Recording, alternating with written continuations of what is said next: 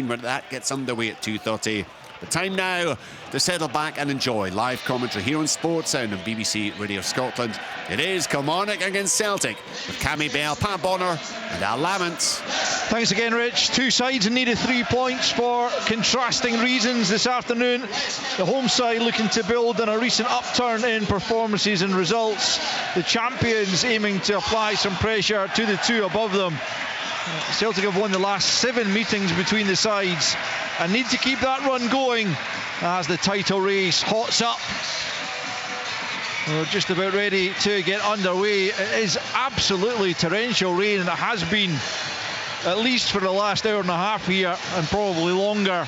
As Packy says, you always do it with a bit of moisture on these artificial surfaces, but a bit of moisture and the monsoon conditions we've had here are two different things. But let's hope it does affect the pitch in a positive fashion. The two captains, Brad Lyons and Callum McGregor, going through the coin toss with today's match referee, who is Duncan Nicholson.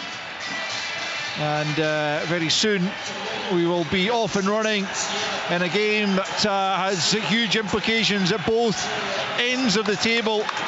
Celtic go into their huddle here. Kilmarnock are ready to get going, with Joe Hoogland making his first start for the side, alongside Tyrese John Jules, who's so impressive in midweek with that hat-trick. The second goal, I think it was in particular, was a fabulous finish, and so he'll be high in confidence.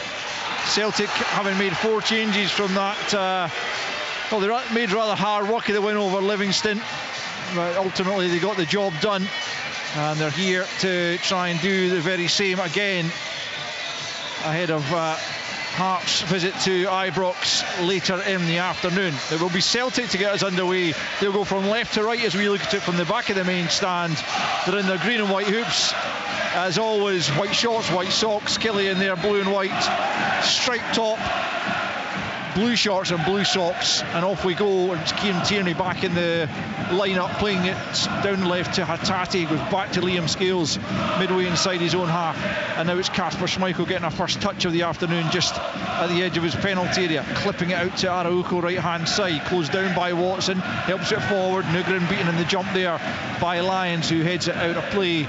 Cammy, I feel like it's really important the way that Kilmarnock start this game. If they can apply early pressure to Celtic and really set the tone for the afternoon. Yeah, definitely. It's so important that Kilmarnock start well, don't offer Celtic any opportunities, but also go and create for themselves, because listen, you spoke about John Jules up top end of the pitch. He's in red hot form and he'll be looking to get as much of the ball as he can.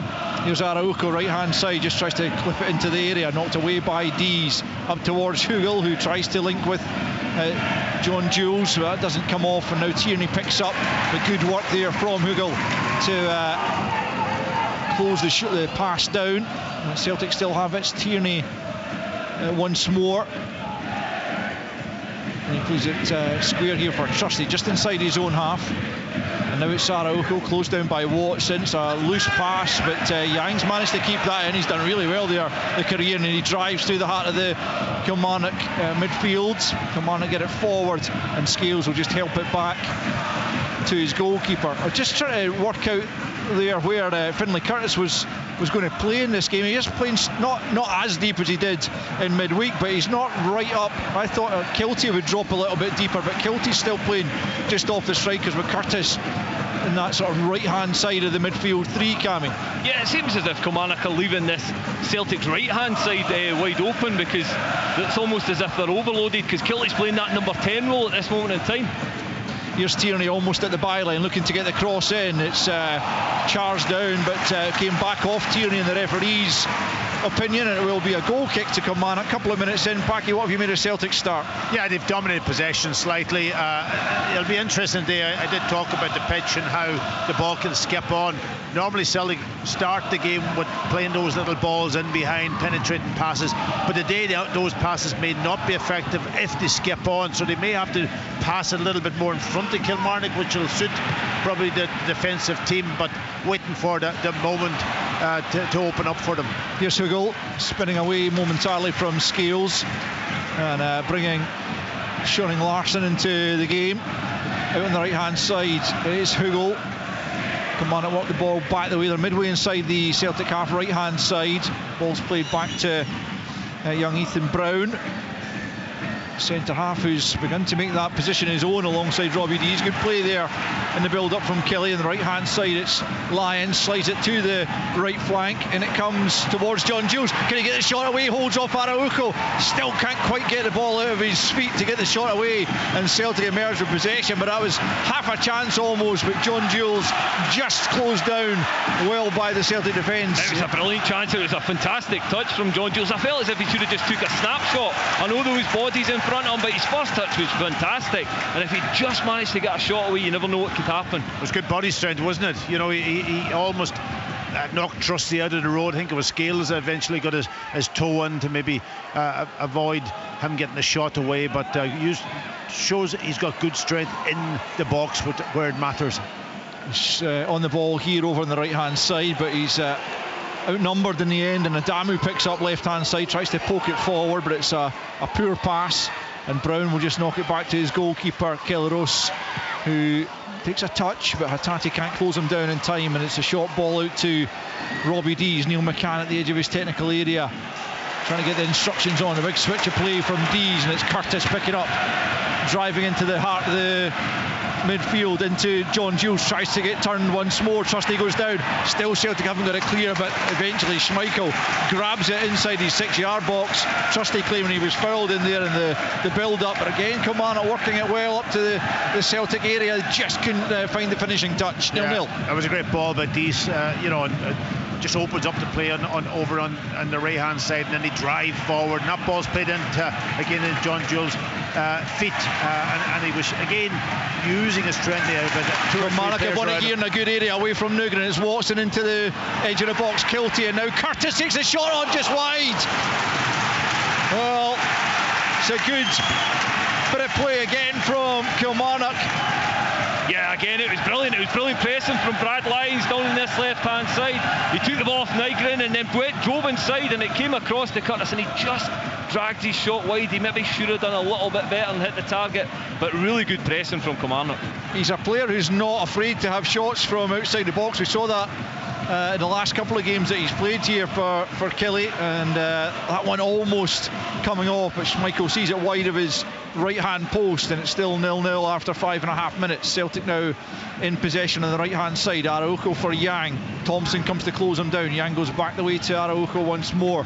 The Mexican back to Trusty into the feet of Nugent, but Watson's snapping at his heels in Nick's possession, and now Kiltie for John Jules, and back to Kiltie down the left hand side. Good spell this for Kilmarnock early in the game. Kiltie held up by Nugent, plays it back the way to Thompson back to the halfway line as the momentum goes out of the move, and a couple of groans from the Killie fans, but they can be pleased by the way their side have started the game, as Dees has it just inside his own half. Good ball into the midfield for Watson. He looks, he sees Curtis to his right, but he rolls it instead to Schoening Larsson, also out on that right hand side. Shows too much of it to Maida, who's able to take it off him. Back the way to Tierney, and Tierney just whacks out of play, and you can hear the home fans are enjoying what they're seeing so far. Yeah, brilliant from Kilmarnock. Again, that ball in from Robbie Dees into Watson, who was in a brilliant area, maybe picked the wrong pass, but eventually went out, but they've been so good. It's a penalty, is it? Or it's a goal kick, sorry, I beg your pardon. I thought the referee for a second was pointing to the penalty spot. He is calling for the game just to be held up momentarily as VAR perhaps check. I don't think it was a foul as Kilmarnock tried to burrow their way into the Celtic area. The player went down, and I thought just for a moment the referee was pointing to the spot there, but it is a goal kick, and the check has been made, and it will be nothing more than that Celtic goal kick. Still 0-0. You know, he hesitated, the referee, and then he just obviously pointed to the goal kick, but that was really good play again from Watson. He really aggressive. Here's Yang though at the other end, up towards the edge of the penalty area. He gets away from Watson, and now it's Araujo right hand side into Nugent. He miskicks, it comes off a Kilmarnock player and behind for a Celtic corner. End-to-end stuff in the opening 7 minutes, still no goals. Yeah, good play from Yang. He gets and avoids the tackle and just sets Araujo up on the right hand side, and he just cuts it back to Nygren, who miskicked. He gets into those brilliant positions, Nygren, but this time he just miskicked when he should have done better. Tierney from the right hand side then, left footed, and the referee whistles and wants that taken again because he needs a word with a couple of players inside the 6-yard box. That certainly looked a big chance for me from Negrin. He looks as if he had an open sight at goal. He just gets, as you say, his kick all wrong and miskicks the ball. Yeah, well, he's certainly been Celtic's biggest goal threat this season. 15 goals to his name, 12 of them have come in the Premiership. As Tierney prepares, there's a real melee of players at the back post, and that's where it goes, and it's Adamu in the end who gets the header, but it's wide of target. He was just stretching all the way and he couldn't get it back on target, and it remains Kilmarnock 0, Celtic 0 after 8 minutes. But both sides looking like they're anxious to get the early goal. None have come so far. No, listen, it's been a lively opening, you've got to say, from both sides, and I think it'll continue that way, because I think that's the makeup of both these teams at the moment. Under Neil and Billy, Kilmarnock have got a re-energised, you could say, and a lot of energy about them, and Celtic just desperate to get the goals in this game to set themselves up. Here's a Tati left hand side of the box after a poor kick out from Gross, and it's Tierney low ball in, dealt with by Lyons just outside the 6-yard box, out for a throw in over the far side. Billy Dawes has joined Neil McCann at the edge of the technical area. Martin O'Neill also there with arms folded, a bit calmer than his opposite number and his assistant in the Kilmarnock technical area, as Hattati goes back the way to Scales back to Schmeichel at the edge of his area. Trusty offers himself, Schmeichel brings it forward 10 yards, plays it to his right to Trusty, and now it's Araujo on the right touchline, closed down again but spins away nicely from Watson. Watson just got too eager there, and Araujo was able to come away from him, and then he tries the big switch of play out to Maida. It'll hold up for him, and Maida gathers it and then rolls it back to Tierney on the angle of the box into the feet there of Yang's. A poor touch from Yang though. I think he thought another teammate was going to collect it. He's stuck at it though, but he's fouled his opposite number up down at the corner flag there over on the far side. It will be a Kilmarnock free kick deep in their own territory. They've played 10 minutes at Rugby Park, and it's Kilmarnock 0, Celtic 0. I'm surprised Yang didn't take the shot on there. He had space. All he do is he get his foot wrapped around it and hit the target. I think he tried to play somebody in, and it was the wrong decision. But it was really good play from Araujo down this on the right back position, in the switch of play with Tierney bombing forward, so they had numbers on that left hand side. Yeah, it was brilliant play from Araujo. Again, that switch of play could be key for Celtic. Maida holding his width and then Tierney supporting. And as you say, Yang should have just took the first time shot on. Here's Maida down the left hand side. Early ball into the box, Thompson's there, he can only turn it behind for a corner, didn't want to take any chances by trying to clear on the right foot, so he just used the left and stuck it behind, and Celtic will have the corner. Yes, that quick play again from Celtic, getting forward, getting the ball in the box, and Thompson does really well. He's facing his own goal with Yang behind him, breathing down his neck, and just clears for the corner. Sean Maloney out giving some instructions there to Kasper Schmeichel as the corner is about to be taken over on the left hand side this time. With no Arne Engels on the side, it'll be Kieran Tierney again with the outswinger this time. Scales just trying to get there, but it's headed out of the box. Araujo just touches it to his left to McGregor. McGregor gets it back out to Tierney, left hand side. He's closed down.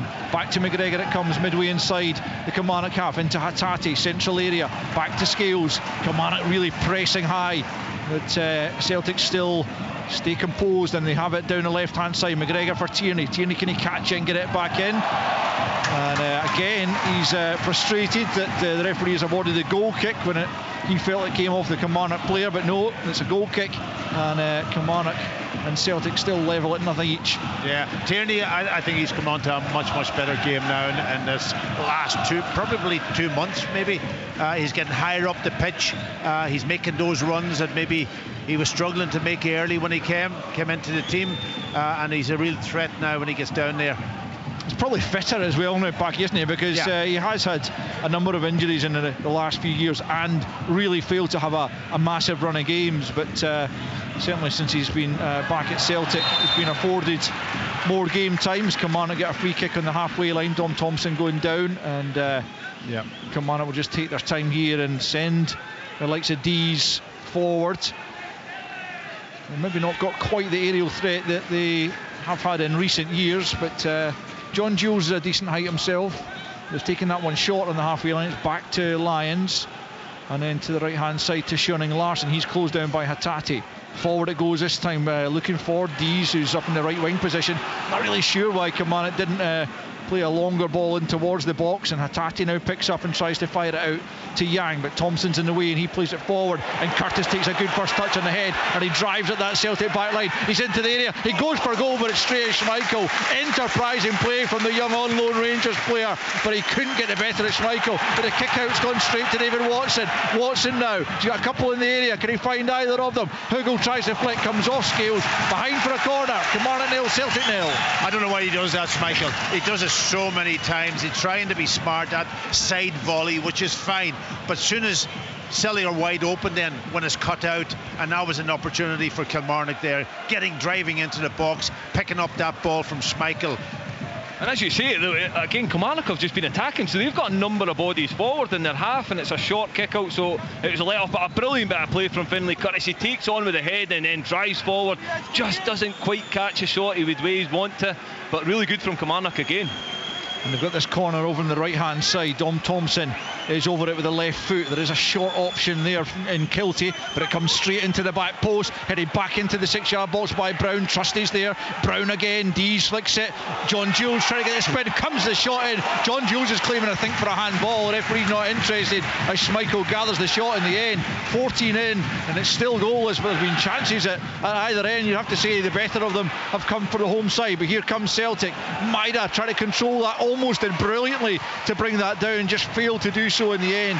Brown's attempted pass out from the back goes straight out of play, and it's a Celtic throw, and it's pretty breathless stuff at the moment here. It is, and just watching that corner, there was about 3 players in around Schmeichel, so that took him out of the equation. When the ball's played to the back post, then they won the first ball and Celtic just failed to clear it, and it ended up dropping to any player, and it could have easily been a goal. Hit shots, hit straight at Schmeichel at the end up.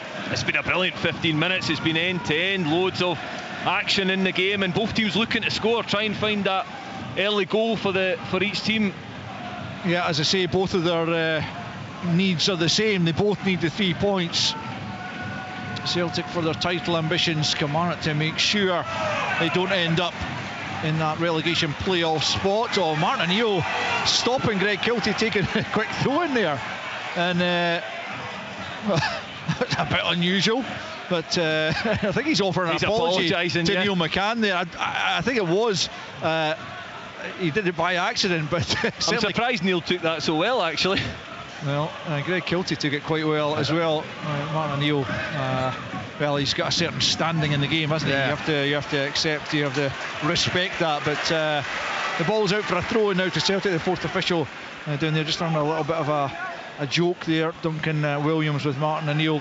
I don't think he'll do that again. Celtic throwing then just down at their own corner flag. Araujo stealing a good few yards, but allowed to do so, much to the annoyance of the Killie fans round about us. Killie have it back here through Ethan Brown, who's as I say, come into the team this season. Was his 10th start in a row actually, as Shearing Larson feeds it down the right hand side. Curtis will give chase, he'll get there just ahead of Scales, but he can't hold on to it, and Tierney's back there to sweep it up to the halfway line. Tussle there between Maida and Shearing Larson, and the Kilmarnock right back is well, you can't quite believe that Maida's getting the decision there, but it is a free kick to Celtic on the halfway line. It certainly didn't look too much in it. It looks as if they're both at it, holding each other, but the referee gives it Celtic's way. Yeah, just looking at Kilmarnock, set up obviously with their back 4, and they've got the 3 sitting in midfield, but they're also allowing David Watson and Finlay Curtis to break forward at will, and then they've got Kiltie and on top of McGregor, and the 2 up front trying to put a bit of pressure on the centre halves. It's a positive lineup, isn't it? It's a positive shape that Kilmarnock are playing, Cammy. Yeah, and it's the way they're playing it as well, Al. I think they're very positive, high press, taking a lot of risk, but also when they're winning the ball high, they're driving forward. So it's been very impressive from Kilmarnock in this first 15-16 minutes. Celtic have it at the back. Scales, he's closed down by Hoogland, but he gets a pass off to Tierney, who steps away there from Curtis. The ball forward cut out by young David Watson, who's knows a thing or two. He got a late equaliser at Celtic Park a couple of seasons back. As Tierney though picks it up, plays a right-footed ball forward, too much on it for Adamu, who's not been able to get into the game at all as yet. We played 17.5 minutes, still no goals. Remember Motherwell at home to Aberdeen. That kicks off in about 12 minutes. We'll bring you any goal updates from that one as Ethan Brown has it at the back for Kilmarnock. He plays it down the right hand side. Hoogland just looked like a little nudge there on Tierney, gets away with it, but Scales has picked up possession in any case, and now it's Araujo midway inside his own half. It goes back to Schmeichel on the penalty spot, more or less, the Great Dane. Scales out to Tierney once more. Tierney advances on that left flank for Celtic, plays it forward to Maida. Poor touch from Maida, closed down by Curtis, knocks it out of play. Celtic throwing more or less on the halfway line over on that far side. Yeah, that ball, I think it was the wrong ball actually from Tierney. You know, it's difficult to actually give it to a winger. I think that ball should have been played into Adama, and then you get Maida maybe coming on the inside to support him. I think Celtic need to look at the opposite fullback, go and get switch of play, because Kilmarnock are so invested where the ball is and the side that the ball is. They've got all their players over there. Celtic need to get their heads up, play that switch of play and make the pitch big. Here's Trusty, back to McGregor to Trusty once more, and back to Kasper Schmeichel. Plays it short to Liam Scales and out to the left hand side to Tierney. Once again down the line for Maida, still inside his own half, back to Hatate. Tierney once again, Hatate in the left back position here, closed down here by Hoogland. Eventually plays it forward. Celtic pick up the loose ball. McGregor just tries to help it on. Brown's underneath it though, heads it forwards.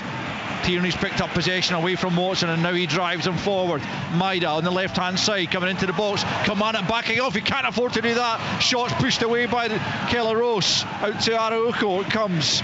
Now Yang for McGregor, 25 yards from goal, back out to Tierney left hand side, slips it for Maida. Maida catches it, Nugren's there, but Dom Thompson, good defending to close him down and get it clear in the end, and Kilmarnock survive, but they've given it away in a terrible area, and it's Araujo right hand side of the box. Can he pick out a teammate to the back post? It's swept away by Schoening Larsson, and now it's picked up by Kiltie. Kilmarnock causing themselves a few problems there, but they've got away with it as Kiltie plays it forward to Hoogland. Plays it in field nicely for John Jules now, driving into the Celtic area. Trusty's with him, tries to play it back to Hoogland, makes a mess of it, but he's still got it here. John Jules calls it goal! What a finish from Tyrese John Jules! He is in red hot form right now, and he is giving Kilmarnock the lead here after 20 minutes. He initially tried to find Joe Hoogland with a return ball. He made a mess of that, but he soon made up for that by curling the ball beyond Kasper Schmeichel and into the far corner.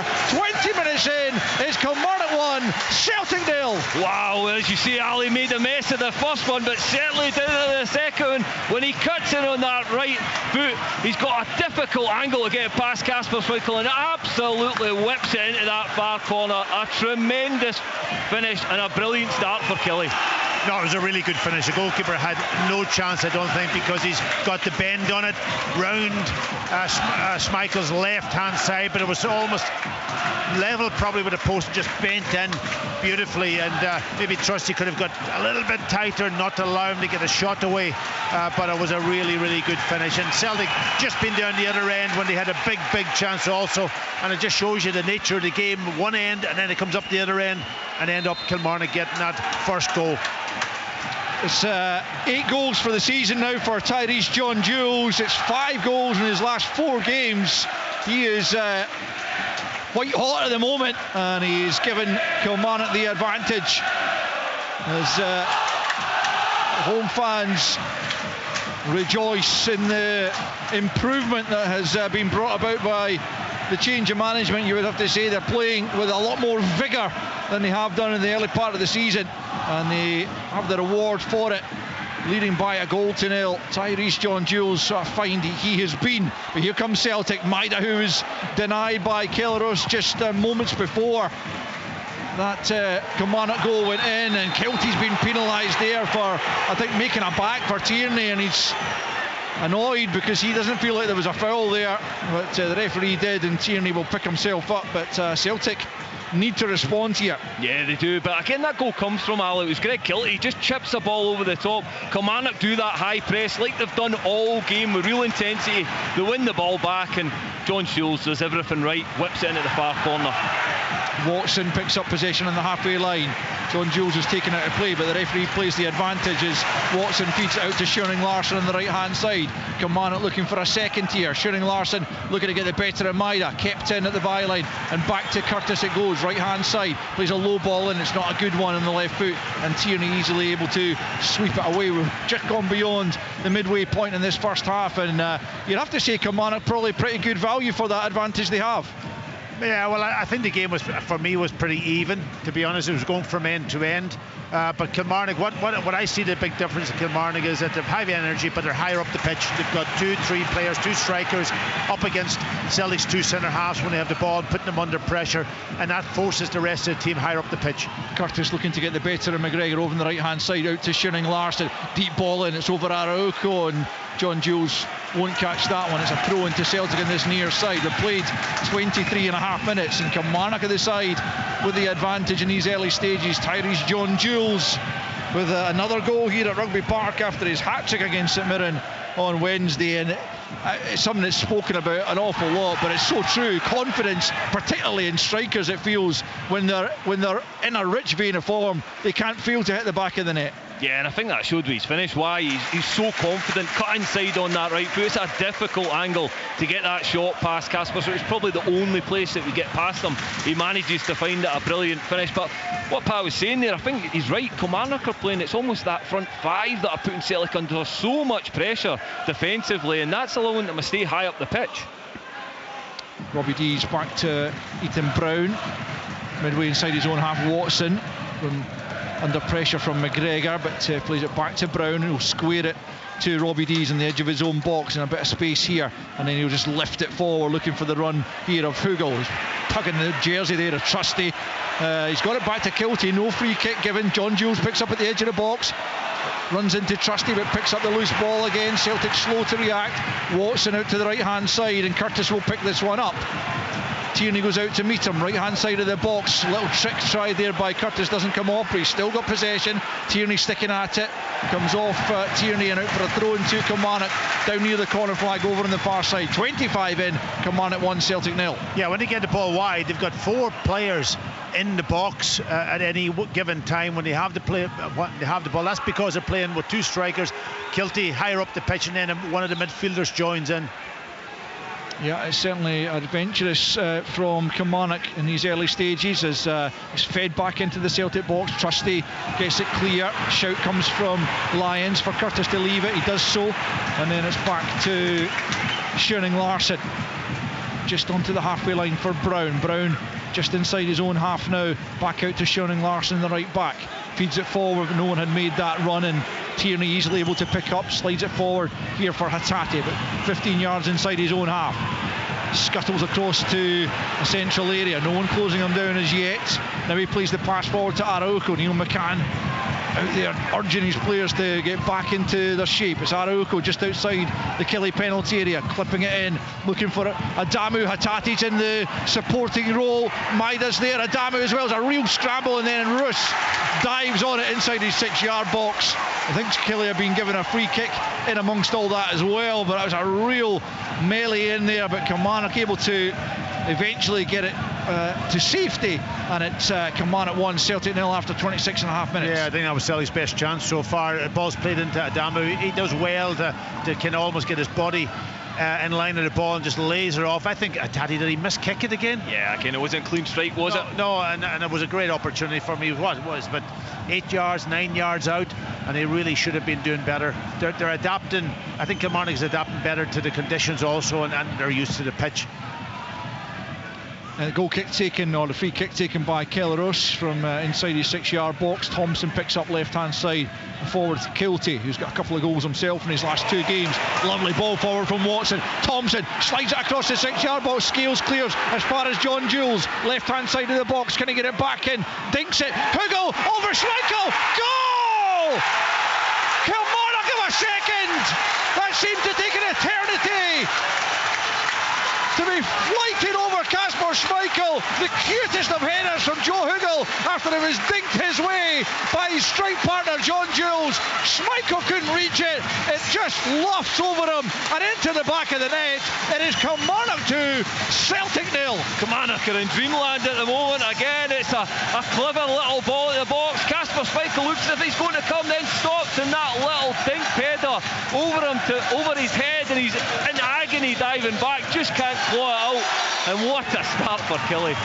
Do you think, Cammy, both of us being goalkeepers here, should he have moved his feet? He can almost dives too quick, and it's going over his head. I know that, but you've got to move your feet quicker to get back and try to claw it away, because there wasn't much on it. It was just a little flick. Again, it was very difficult to guide it from the position that Hoogland was in over Kasper Schmeichel. I think what happens, Pat, is that he takes that step forward, think he's got to come for the cross, and realise he's not getting there. He's not in his ideal position, then probably just panics a little bit. Doesn't move his feet, as you say, and it just goes over him. I've got to say, it was a brilliant pass from David Watson into the path of the Russian player Don Johnson, and he didn't have to break a stride, and then he gets into a position, and then Celtic are all over the place trying to defend. First start and a first goal in Kilmarnock colours for Joe Hoogland, and you can hear what it means to the home fans. As Cammy says, are in dreamland here, leading Celtic by 2-0 after just under half an hour, and it's real reward for their enterprising, attacking, positive play in this first period. I think you're right, Al. Listen, Kilmarnock have definitely been the better team in this first half. They've played with so much energy, so much quality. Pat, you mentioned that ball with the outside of the foot from David Watson that creates that goal, so they've been good value so far.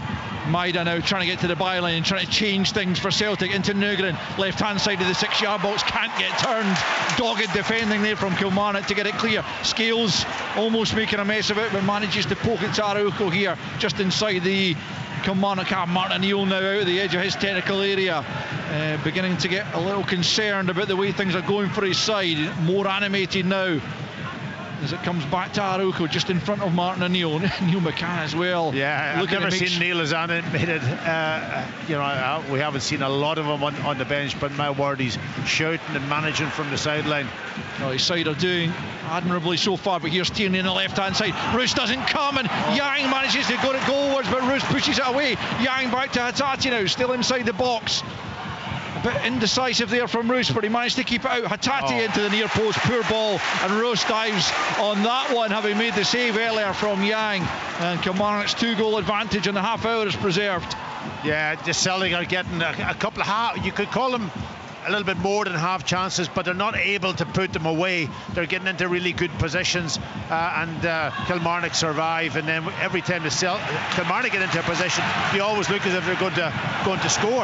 Ambitious effort there from distance from Finlay Curtis after Nugren had carelessly given it straight to John Jules, and Celtic have just got to be sharper in possession. Callum McGregor's getting frustrated out there. He wants Scales sharper all over the pitch, I would say. I think when you look at the midfield battle, Kilmarnock have absolutely dominated with Finlay Curtis, Watson and Lyons in there. They've been first at every ball, and again, when they get the ball, they want to play forward.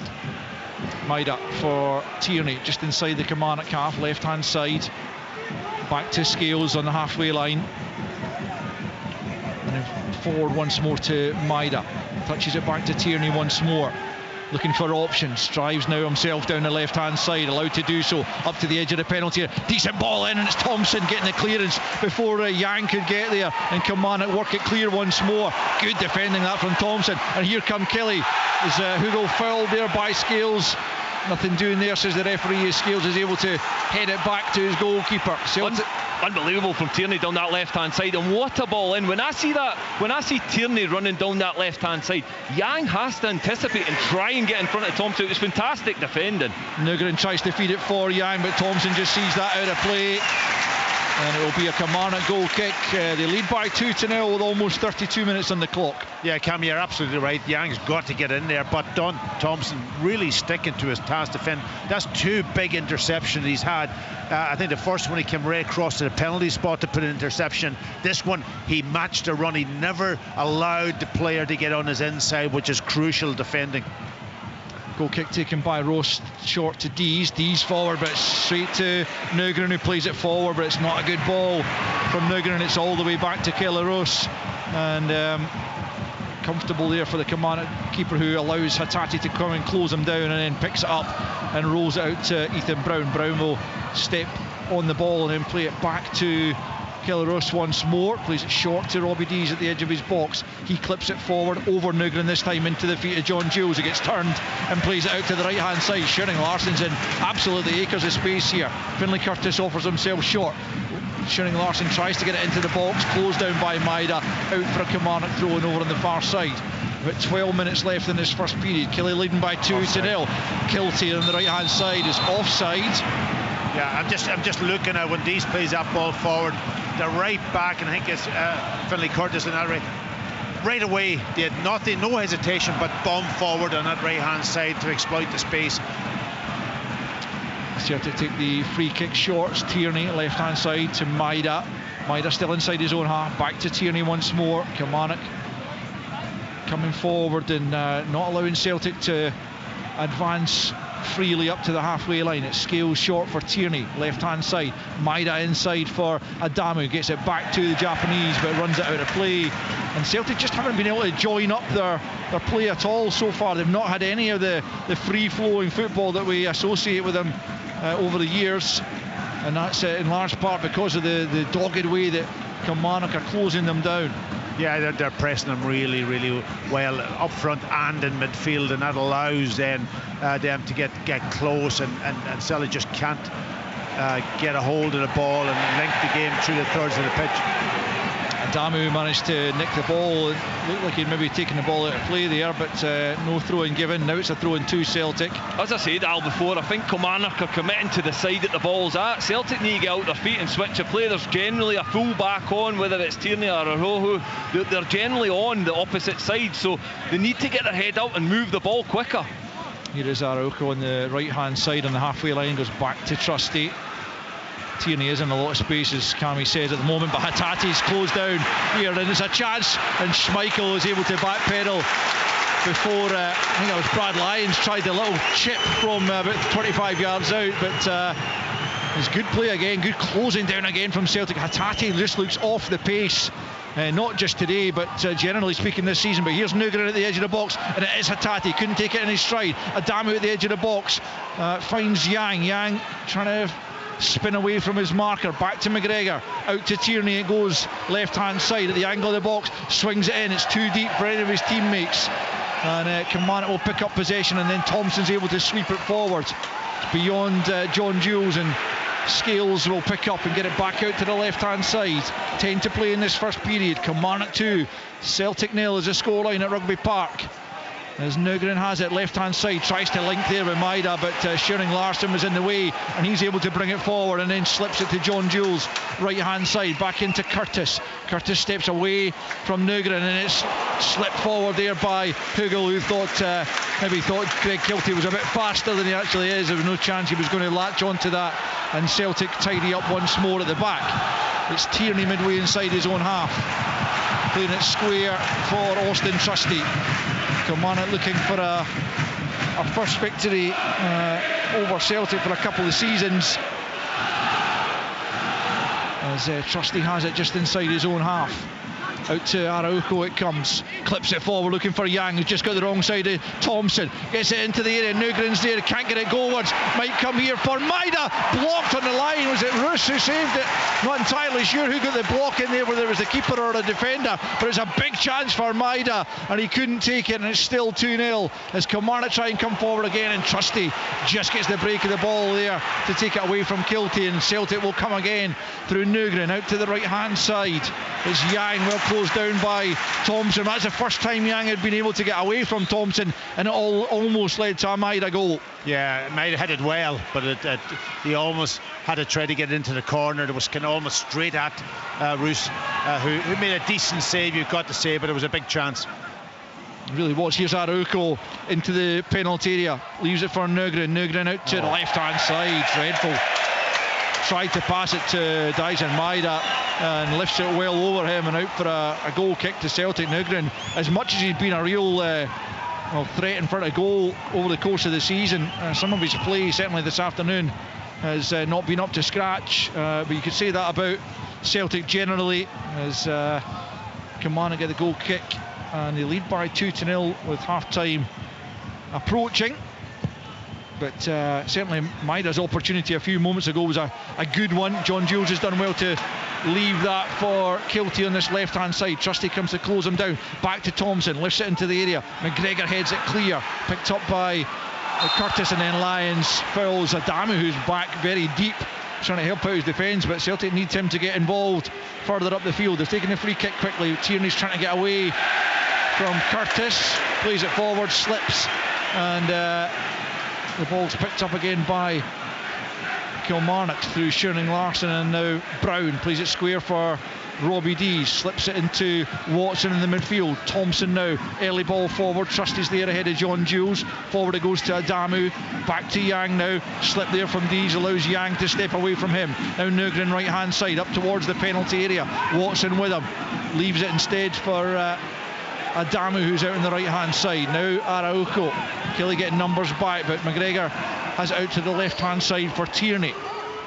Tierney now for Hatate, and back with Tierney midway inside the Kilmarnock camp, but it's slowed down again for Celtic. Tierney has it once more, feigns to cross, then leaves the short pass for Hatate. Hatate into Nugren, edge of the box. Can he get the shot off? He can, but it's a couple of yards wide of Kelly Ross's right hand post. Kilmarnock will have the goal kick. We've played almost 39 minutes and it's still Kilmarnock 2, Celtic 0. Yeah, I think it was worth taking the shot on. Again, didn't make any direct connection on the shot, and kind of almost drags it across the right hand post and well wide. But yeah, it was a decent enough bit of play into Hatate, into Nugren, turn and a hit, but there's been no cohesive sort of play with Celtic. Everything is sort of kind of almost, even when they get into good positions, it almost is that they're hoping rather than make things happen. Important from a Kilmarnock point of view that they get in at half time with this 2-goal lead intact. They don't want to give Celtic any encouragement ahead of the second half. I think you're right, Pat. Again, when you look at the desire, I pick out the one for Yang that Tierney's put in at the box. That desire just to get in there and get your foot in and create that goal, that the spark that they need, because it's been missing this whole first half. Celtic trying to get out from the back. It's Scales to Tierney left hand side, just helps it forward for Maida, just inside his own half, tries to turn away from Schoening Larsson, forced back the way, but he does get the pass off here to Trusty. Trusty brings it up towards the halfway line and plays it out to the right hand side for Yang. Back comes John Jules to try and help close him down. Yang into the feet of Adamu, but he's well matched there by Robbie Dees. Forward for Kiltie. Kiltie back to Thompson. Thompson slides it forward, but McGregor makes the interception, but then he loses it to Lyons, and Watson helps it on to Curtis, and Kilmarnock can counter here. Maida trying to get back on Curtis, and he does well. Curtis obviously didn't get the shout, and in steps Tierney, but he can't find Yang, and Thompson intercepts, and now he drives forward for Killie, up against Araujo there, overstep at the edge of the box, comes back here to Curtis, might fancy a goal here, tips it in instead, but Araujo chests it back to Schmeichel. 4 minutes left in this first period, plus any added on time. Kilmarnock 2, Celtic 0. Yeah, there's so many balls that they could play up to that main striker. I'm not sure if Adamu is strong enough to handle the two centre halves anytime, but they're getting the ball, and then the hesitation's there, and then they come back out and they circulate the ball back across the pitch, and I just think they've got to play that ball forward a little bit quicker. This is the time now when I look at it. You look, Tierney's on, you get him on the ball quick and go down that left hand side, you'll get a 2v1. Here's Maida, left hand side, at the angle of the box, trying to take on Schoening Larsson. Schoening Larsson stands up and lets the ball hit off him, and it's behind for a Celtic corner. 3.5 left in this first period. Can Celtic get a goal back before the interval and really set us up for a grandstand second half, which I'm sure we'll have regardless, as Tierney prepares to take this corner kick on the left hand side. It'll be the outswinger from the left footed fullback, gives the signal, and in it comes, a deep one.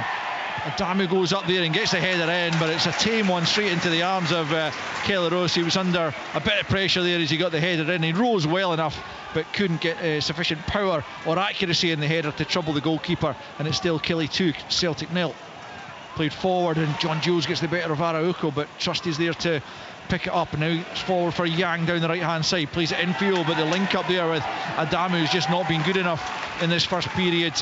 And I wonder if we'll see Chvanchara early in the second half, or maybe even at half time. Adamu hasn't made an impact whatsoever.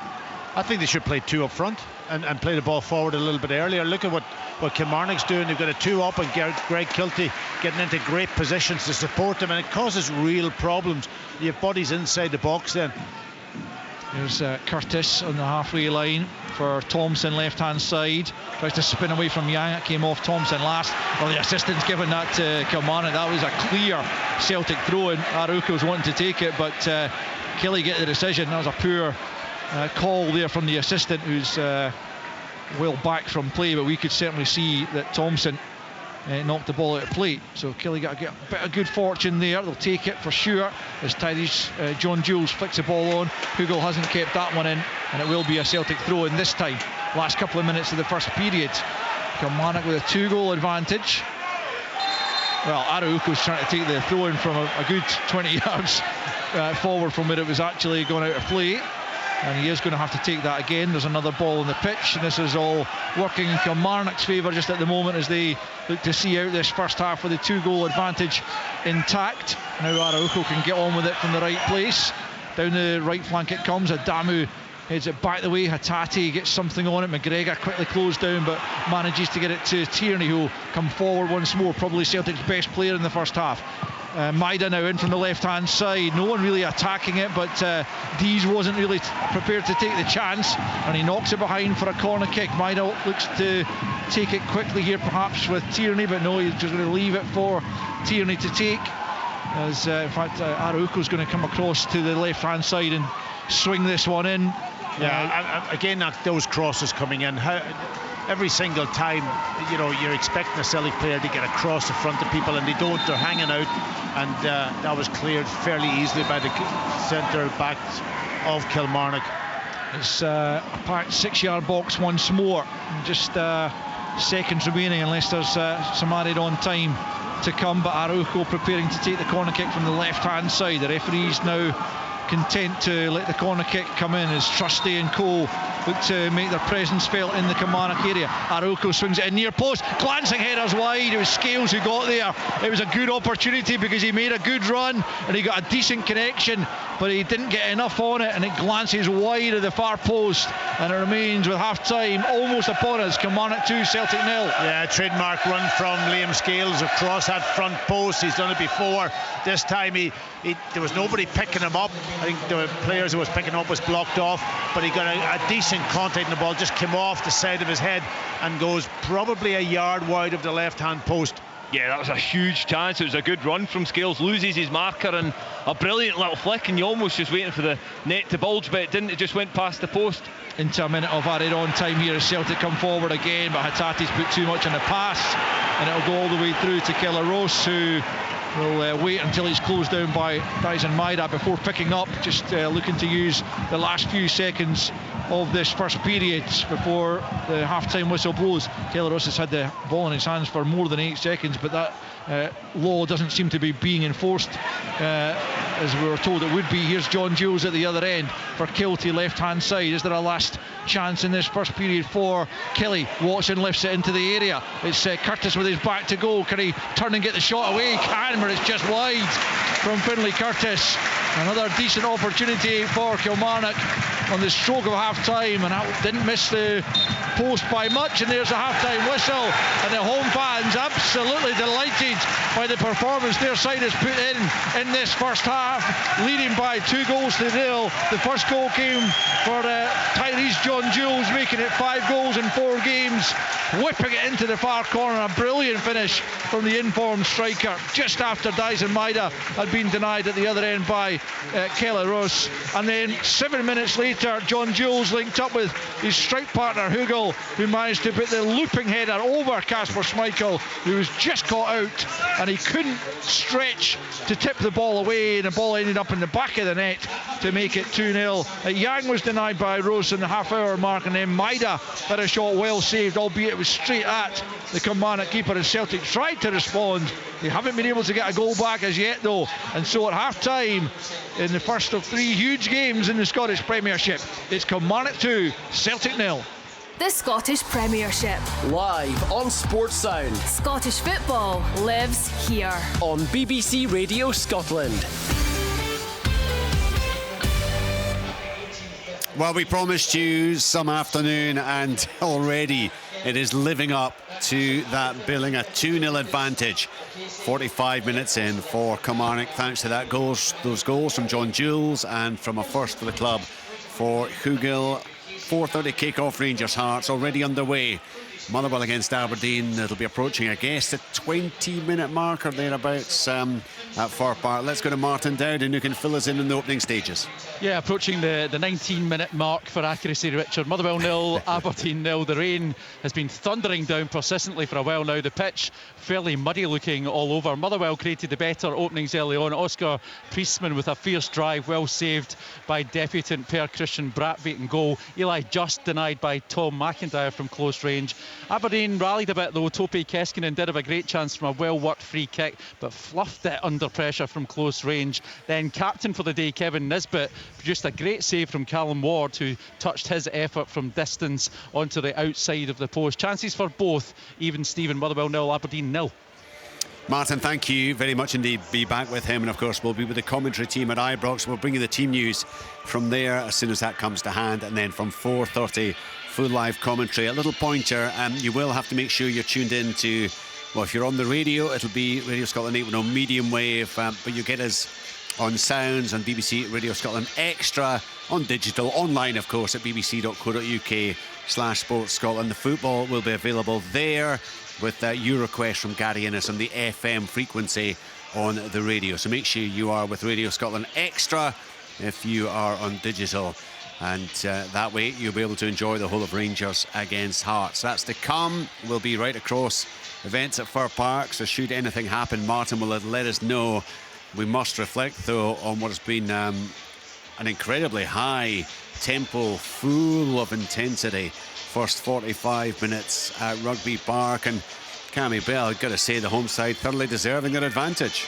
Absolutely, Richard. They were fantastic in that first half, and you can see the way that Neil and Billy Dodds have set up the Kilmarnock team with that high press, the two up top with Greg Kiltie in that 10 position, but also picking up Callum McGregor, and then the three behind them, and Watson, Lyons and Finlay Curtis. Again, they're shuffling across the pitch very, very well, but it's just the intensity of their press, the way that they're playing. They want to play in the Celtic half, they want to play the ball forward, and listen, they've got their rewards, because they were absolutely fantastic and by far the better team in the first half. Pat, any complaints? No, I think the first probably 15 minutes was going from end to end, and you were just waiting to see which team was going to get that first goal. But I think as the half went on, Kilmarnock were much the better team. Celtic were kind of, they'll pass the ball and do all that, but I think they've got to play that ball forward in these conditions a little bit quicker. Adamu's up there. When the ball goes to Tierney, it's almost like he's reluctant to play it into his feet. I don't know whether he feels that he's not capable of taking it in. And then it's sort of almost down the line to Maida, who's running towards him, or back to Scales, and the game just sort of peters out for them at that point. Yes, they had chances. Yes, they had decent chances. Yang, Negrin, Maeda had a really good chance. But I think, to be honest, Kilmarnock looked as if they were a team that was better, seemed to be better organised. They had the two players up front, a handful, I've got to say, and obviously Kiltie then supporting him. He's playing off McGregor, not allowing McGregor to dominate the game, and then you'll end up with one of the three midfielders getting into the box also. You've seen runs from Curtis, you've seen runs from Watson at times, and I think Brad Lyons is the one that probably sits a little bit more, but they're getting in there, and at times they're getting 4 and 5 players into the box, and they always look a threat when that ball's played up, and the goals were good goals. The first goal was a really good, well taken goal, brilliant goal, I've got to say. The second one, I just was questioning whether Schmeichel could have maybe moved his feet a little bit quicker and got to the ball. I think you both called it correctly. There was that sense of anticipation from the goalie. He's made that one step forward, and he just simply then can't get back. He's gambled, if you like, and having done so, then he's fingertips away. I mean, he's just inches away from getting some kind of touch in the ball. But I think, Richard, when you're in that situation, I've seen Casper taking that step forward, and it's always really difficult when you've took that step forward and you know you're then not coming to then readjust. And I think he just panics a little bit, and as Pat said, maybe in an ideal scenario would have moved his feet a little bit quicker and he could have potentially clawed it out, but I think that step's the one that absolutely kills him. Yeah, look, in terms of the goals, it was John Jules who set that one up with the cross from the left. He got a little bit lucky initially with his goal because he lost. He almost missed the ball completely, but my goodness, as a player, you have to make sure that you capitalise when the ball falls for you. It did so, and what a finish it was. Player, Cammy, who is just brimming with confidence right now. Yeah, and again, you take them shots on when you're full of confidence. We've mentioned that he's in red hot form, and I think he mishits the first one. He gets away with it, falls in his path again, but then he just shifts it quickly, sees that half yard, gets away from Trusty, and uses the angle and bends it round that post and gives Casper Schmeichel absolutely no chance, just with the pace on the ball. But that was a fantastic finish. Celtic have had one or two kind of half chances, Pat. There was Roos saved in the line. It was Yang and Thompson, who, I'm not sure who the ball actually came off, but there was a scramble at the back post there.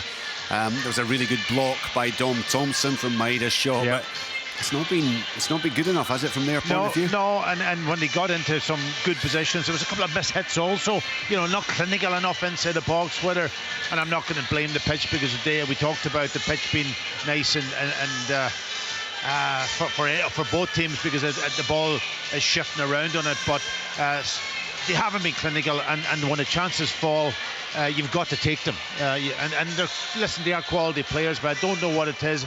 That's been the story, I think, of this team for quite a while now. They had loads of chances midweek against Livingston, weren't able to put them in the back of the net, and now they're under real pressure. 2 goals down. They need to get back into this game very early in this second half somehow. I would love to see them go with 2 up front, just from a point of view to see how the 2 could combine and put a little bit more pressure and play the ball forward a wee bit quicker and get the support to them, rather than just taking that pass, trying to pass through the midfield, because Kilmarnock almost know what they're doing, and they're pressurising them and they're putting them under pressure, and then inevitably a pass will go astray, and then it's gone for Celtic. I think they overplay it in an area, Pat, and again, I mentioned it in commentary, Kilmarnock are really committing to the side that the ball is on, and I think when you look at the opposite fullback is on, if they can release the ball quickly, say it's a Tierney on that left hand side, he can then drive forward, and it's almost a 2v1, and Kilmarnock are just trying to smother them where the ball is, on the side that the ball is. So Celtic need to realise that the space is on the other side, get the opposite full back on and get a quick attack. Yeah, and the other big issue, I think, for Celtic is when the ball does go wide at times, they need to get players into the box. I'm watching them, and they're a little bit on their heels when they should be really somebody hitting that near post, somebody pulling away to the back post, creating a bit of space for a midfielder to drive in. That's all very much well. If it comes to me, great. If it doesn't come to me, unlucky, and that's not good enough. You've got to create the opportunity for yourself, because they're getting good balls in there, really good balls, especially from the left hand side. For most teams in the top flight, it's rare to find yourselves 2-0 up half-time against Celtic. So from a Kilmarnock point of view, do they almost need to, right, let's just push that scoreline out of our mind, we just need to approach this game second half exactly as we did first half? Yeah, I think so, Richard, and again, you look at the goals Kilmarnock have conceded this season. It's been a real Achilles heel for them. They've conceded a lot of goals. I don't want to see them come into this second half and sit back and try and soak up pressure. They've got to approach it the same way, the same intensity, and I'm pretty sure Neil McCann will be in there delivering that message. Approach the second half with the same intensity, put Celtic under pressure, make them really uncomfortable defending again, because I really do think that's the key for Kilmarnock in the second half, that they still go for that third goal. Right, there has been an opening goal at Fir Park. Let's go to Martin Dowden. It's Motherwell 1, Aberdeen 0. A really good ball from Stephen Welsh found Eli just inside the box. He took a touch and fired it right into the corner across the goalkeeper. Motherwell ahead, Motherwell 1, Aberdeen 0. Over the piece, Martin, been a fairly close, tightly contested game? It has been exactly that. It looked as though Motherwell started the brightest, to be honest, but Aberdeen did edge their way back into it. Motherwell just taking a grip again, building a bit of pressure in that final third, and probably just about deserving to get that. But Aberdeen far from out of this. So Eli Just with the goal there in the 28th minute. Motherwell in front. Of course, the sides meeting again at Pittodrie in the Scottish Cup 5th round on Wednesday night. You'll be able to hear full live commentary of that on Sports Sound on Wednesday. Dundee United against the Spartans on Tuesday, and then there will be Sports Sound highlights, Sports Scene highlights late on the Wednesday night in the week of that Motherwell Aberdeen game. Of course, after those two ties, we'll know the lineup for the quarterfinals of this season's Scottish Cup. Right, Kilmarnock with this 2-0 advantage. One thing this does, Pat, it has a bearing both top and bottom, and just in terms of the bottom of the table, first of all, suddenly, now it's a long way to go and the scoreline can clearly alter. But right now, St Mirren and Dundee are going to be feeling a wee bit uncomfortable, aren't they? Yeah, listen, you normally when you play Celtic or Rangers, it's a real bonus when you get the points. But this time of the year, every point, as we keep saying many times, is vital. And if Kilmarnock get the 3 points here, they're in a great position to do it.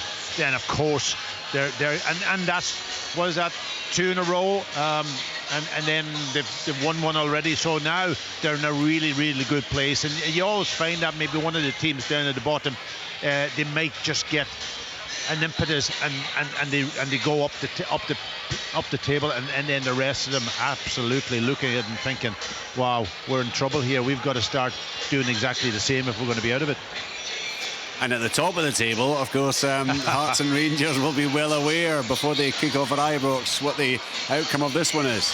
Yeah, of course. Listen, I think this was always going to be a game that Celtic just probably had to get down here, maybe not get the best performance, but get 3 points and get out of it, and then take the big games that's coming up. And that. But when you're 2-0 down, you have a momentous job to do, and it's not going to be easy. It really isn't going to be easy, because Kilmarnock's playing very, very well, and they're putting them under pressure. And you know, I've always said that if you're going to beat Celtic, you've got to almost go at them. You've got to almost put them under pressure. Don't allow them to push you back onto your 18, because then they've got good players who will create the opportunities and they will get that vital goal. But if you can nail them higher up the pitch, which Kilmarnock are doing, they've got a 2 up front with Kiltie, and then the midfield are really aggressive, then you have a real chance. And they've got their goals now, they're in a great position. But Celtic, they've got to do something, and I say right at the start of the second half, they've got to try to get this goal back, and then they might have a chance of pulling it off. But and I think they would take probably a point at this stage, you know, and that would be maybe the bonus that they might need. But 2-0 down is going to be difficult. I think the teams are just re-emerging there. Remember, Motherwell 1-0 up against Aberdeen. Elijah Just with a goal in the 28th minute. Rangers against Hearts to come. Live here on Sports Sound and BBC Radio Scotland. But this could be some second half, you'd imagine, at Rugby Park. Kilmarnock really improving under Neil McCann. They're 2-0 up thanks to John Jules and Hoogland with the goals. Second half commentary with Pat Bonner, with Liam beg your pardon, with Cammy Bell and with Al Lamont. That's outrageous, isn't it? I don't know where that came from. No, me neither. Anyway, I'll let you off, Kenny. Celtic still to reappear. Just waiting to see. There's a few fairly vigorous warm-ups going on at half-time in the Celtic ranks, so will there be any changes? Yes, the answer to that is there will be. Sebastian Tenecti for sure is going to come on, and is that Chvanchara as well. Actually, he wasn't one of the ones I thought maybe Oxlade, Chamberlain and Forrest were also warming up, as I say, fairly vigorously, but it will be Chvanchara on for Adamu, and Tenecti is going to replace that Rio Hatate's number that's going up. Yep. Yeah, it's in fact, there are 3 changes because Oxlade-Chamberlain is coming on, and he's coming on for Yang. So a triple change for Martin O'Neill. I mean, that's a big move at the start of this second half. Let's see if those changes can inspire a Celtic comeback, or will Kilmarnock see out or indeed add to the lead that they have right now. It's a case of the next goal in this game being absolutely massive, and let's see who can get it. Kilmarnock making no changes, hardly surprisingly given the performance they put in that first period, and if they can match that, then they'll be well set for taking all 3 points against Celtic for the first time since December 2023, when a Matty Kennedy late winner earned them the victory on that occasion. Yeah, it's interesting substitutions, I've got to say. Obviously, Ventura is going to be up front, and Oxlade-Chamberlain is going to be playing off him. I would say that leaves him the 2 in midfield. Yeah, well, he's given the ball away with his first touch, Oxlade-Chamberlain. McGregor having to go back and take the ball from John Jules, but now Oxlade-Chamberlain feeds it forward, and Ventura's on his bike, he's away from Brown. That's a really tame finish. Was it comfortable? I don't know. It was like side-footed. It's almost like a pass back, rather than swing that left boot at it and try and get a bit of power on it. And it was an easy take for Kelly Rose, but certainly a warning, because he looked to have outpaced Brown there. It was a good ball over the top from Oxlade-Chamberlain, but Kilmarnock's 2-goal lead is still intact for the moment. But here comes Celtic again. It's Nugren right-hand side. Maida wants it ahead of him, but Nugren goes back the way to Araujo. He comes back to McGregor, midway inside the Kilmarnock half, out to Tierney. A fierce ball for Tierney, but he manages to chest it down and bring it under control. And here's Tenekte, who's playing on the left-hand side. Maida's switched to the right at the start of this half, with Oxlade-Chamberlain essentially just playing in that Rio Hatate role. He's pretty deep, but it's a deeper position, which I think he tended to play when he featured for Besiktas last season. It was a brilliant ball by him over the top for Ventura, and you're right, it was such a weak finish on his left foot, and he didn't really have the confidence to go and strike it with power. It was a difficult one for him to take, but he's got to put his laces through it. He's never going to pass it past the goalkeeper from that distance, but as you say, a fantastic ball over the top. Kilmarnock trying to play it forward, but Celtic have started this second half in positive fashion, and they pick up possession once more, and it's Oxlade-Chamberlain out to Tenekte, left hand side, getting the better of Curtis, but can't wrap his foot around it to get the ball across goal, and fires straight behind instead. Disappointing, as Tenekte's a player I quite like what I've seen of him so far, Packy, but his final ball there wasn't good enough. No, I would say maybe hot and cold at times. He comes off the bench at times, and he makes an impact when he starts a game. I'm not sure if he can play for the full 90 minutes. That's the kind of player that I see at the moment. But he has the ability, he has the skill, he goes inside and he can go outside also.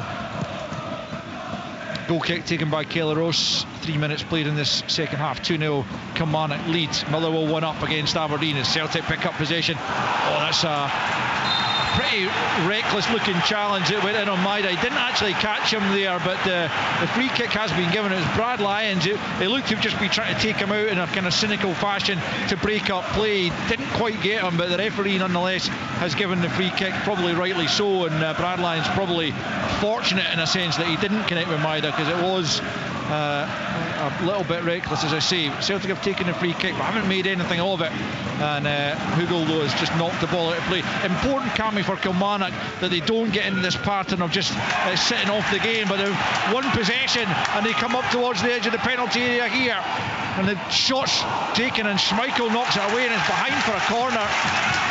And Greg Kiltie there, he just nicked the ball and he drove all the way into the Celtic penalty area, and Schmeichel forced into the save as is it Oxlade-Chamberlain? Yeah, he got caught in the ball. He's not going to get time to dally on the ball in this game. You know, he was right away. He was under pressure, and he was last man on that side. That's the problem when you put him into the pitch. It was brilliant from Killie again. It was the same as the first half. Really high press, good intensity, drives on, and a good save from Schmeichel. Here is the corner kick from Kiltie to the back post, and it was Dees who rose highest. It's going to be another corner though. It came off a Celtic head last. And Kilmarnock, well, as I was about to say to Cammy, it's important they don't sit back, because they had been sitting deep in those first few minutes, but here they are up the park now, and if they could get a third goal, that would really set the cat amongst the pigeons as far as Celtic are concerned, and their hopes of a comeback.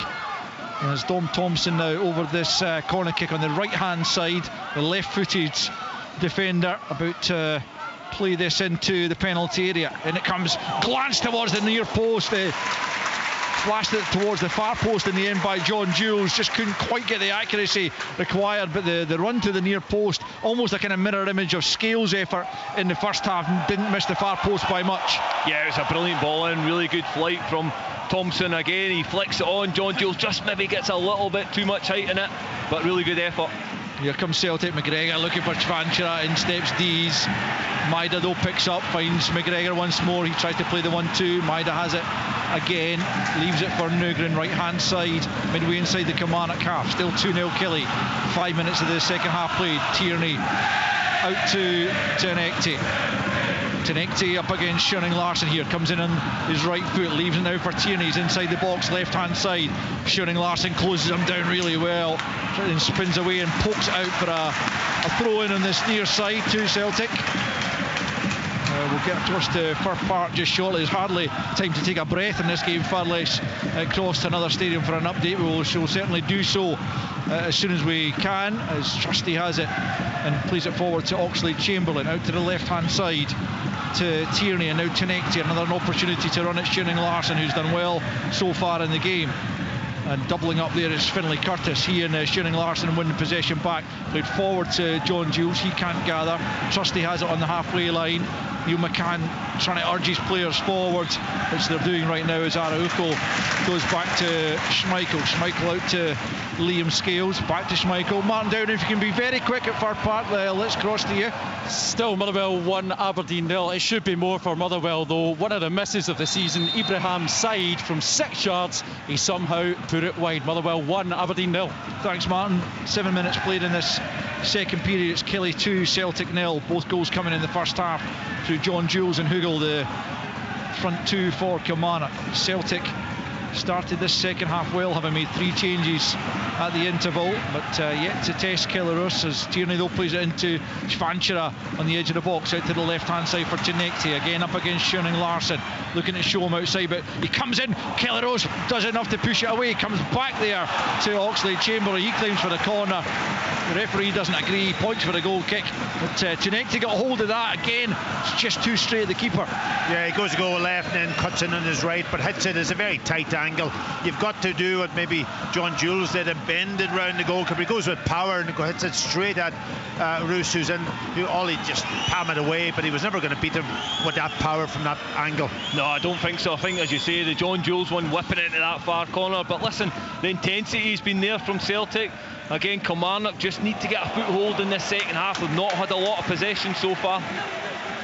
Martin O'Neill unbeaten in the Premiership since, well, both his spells in fact, in interim charge this season, but unless they can find a couple of goals in this second period, as John Jules is dragged to the ground there by Araujo, is on his side, a free kick for sure on that, pretty much in the touchline over on the left hand side, and it's in a good area. Kilmarnock will try and make something of this once John Jules picks himself up. He's still kind of rolling around on the ground there. I'm not sure if he felt he was caught in the face or something there by Araujo. It's too far away really for us to tell, but he certainly seems to be feeling something. He's back up now, he's back on the field of play, applauded by the home fans who have really taken to him since his arrival at the club. Former Arsenal youth, left Crawley in the summer, and he's made an impact since joining here in October, not least this afternoon with the opening goal. 2-0 Kilmarnock leading. They've got an opportunity here with a free kick on the left hand side.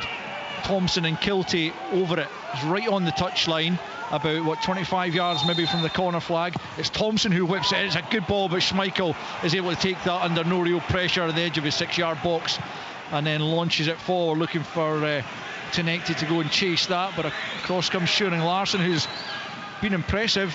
It's the first time I've seen him play. Shuring Larson. Kilmarnock feed it forward. Oxlade-Chamberlain tries to help it back into Kilmarnock territory. Comes to Tenecti. Just beats Shuring Larson to it. Dees forwards to Lyons, and then Curtis trying to link there with Kiltie, but just evades him, and Trusty gets it to Nugren here. Nugren midway inside the Kilmarnock half, coming in onto his left foot. Chvanchara tries the flick, doesn't come off, and Watson able to get it to Thompson, who thumps it forward. Trusty's underneath it, under pressure there from Hoogland, but McGregor for Tierney. 55 on the clock. Yes, Packy. Yeah, I was just going to say it's interesting. Kilmarnock can almost keeping the 3 players still high up the pitch. Here's Tenecti coming in on his right foot. A brilliant goal! Sebastian Tenecti has dragged Celtic right back into this game with a wonderful finish from the edge of the penalty area. He always wants to come in from the left-hand side onto his right foot, and he did it to devastating effect there with a curling effort away beyond the outstretched arm of Kelleros to make it Kilmarnock 2, Celtic 1. Yeah, brilliant finish, absolutely brilliant. We were talking about it earlier when he cuts in, obviously a tighter angle the first time. This time he was outside the box, and the space had opened up for him, and he was able to wrap his foot around it, and the goalkeeper had no chance. A brilliant finish, I've got to say. As soon as he chops inside to that right foot, gets it away from Larson, he can see the angle, and the execution was fantastic, right into that far top corner. Celtic right back in this game. Yeah, they are for sure. 5th goal of the season for Sebastian Tenecti. I think he scored a fairly similar one against Auchinleck Talbot. It is a trademark of his, as I say, coming in off that left-hand side onto the right foot. If he finds the space to shoot, he will find the back of the net, and he did so brilliantly there, and it's game on very much so. Rugby Park said the next goal was going to be crucial. Well, let's see how it now pans out, because Kilmarnock will, you would imagine, come under the cosh. But here they come forward. It's Kiltie, and John Jules is offside as he latched on to the pass from Kiltie. Yeah, it's been a good start from Celtic in this second half. The substitutions there, but even Oxlade-Chamberlain in the middle of the pitch, every touch he's had, apart from the one he got caught on, but every touch he's had, he's able to settle on the ball and link it up really, really well. They're moving the ball quicker. There's so much more energy about them. Again, they've came out this half knowing. Schmeichel's giving it away. Curtis, he's off his line. Can Curtis?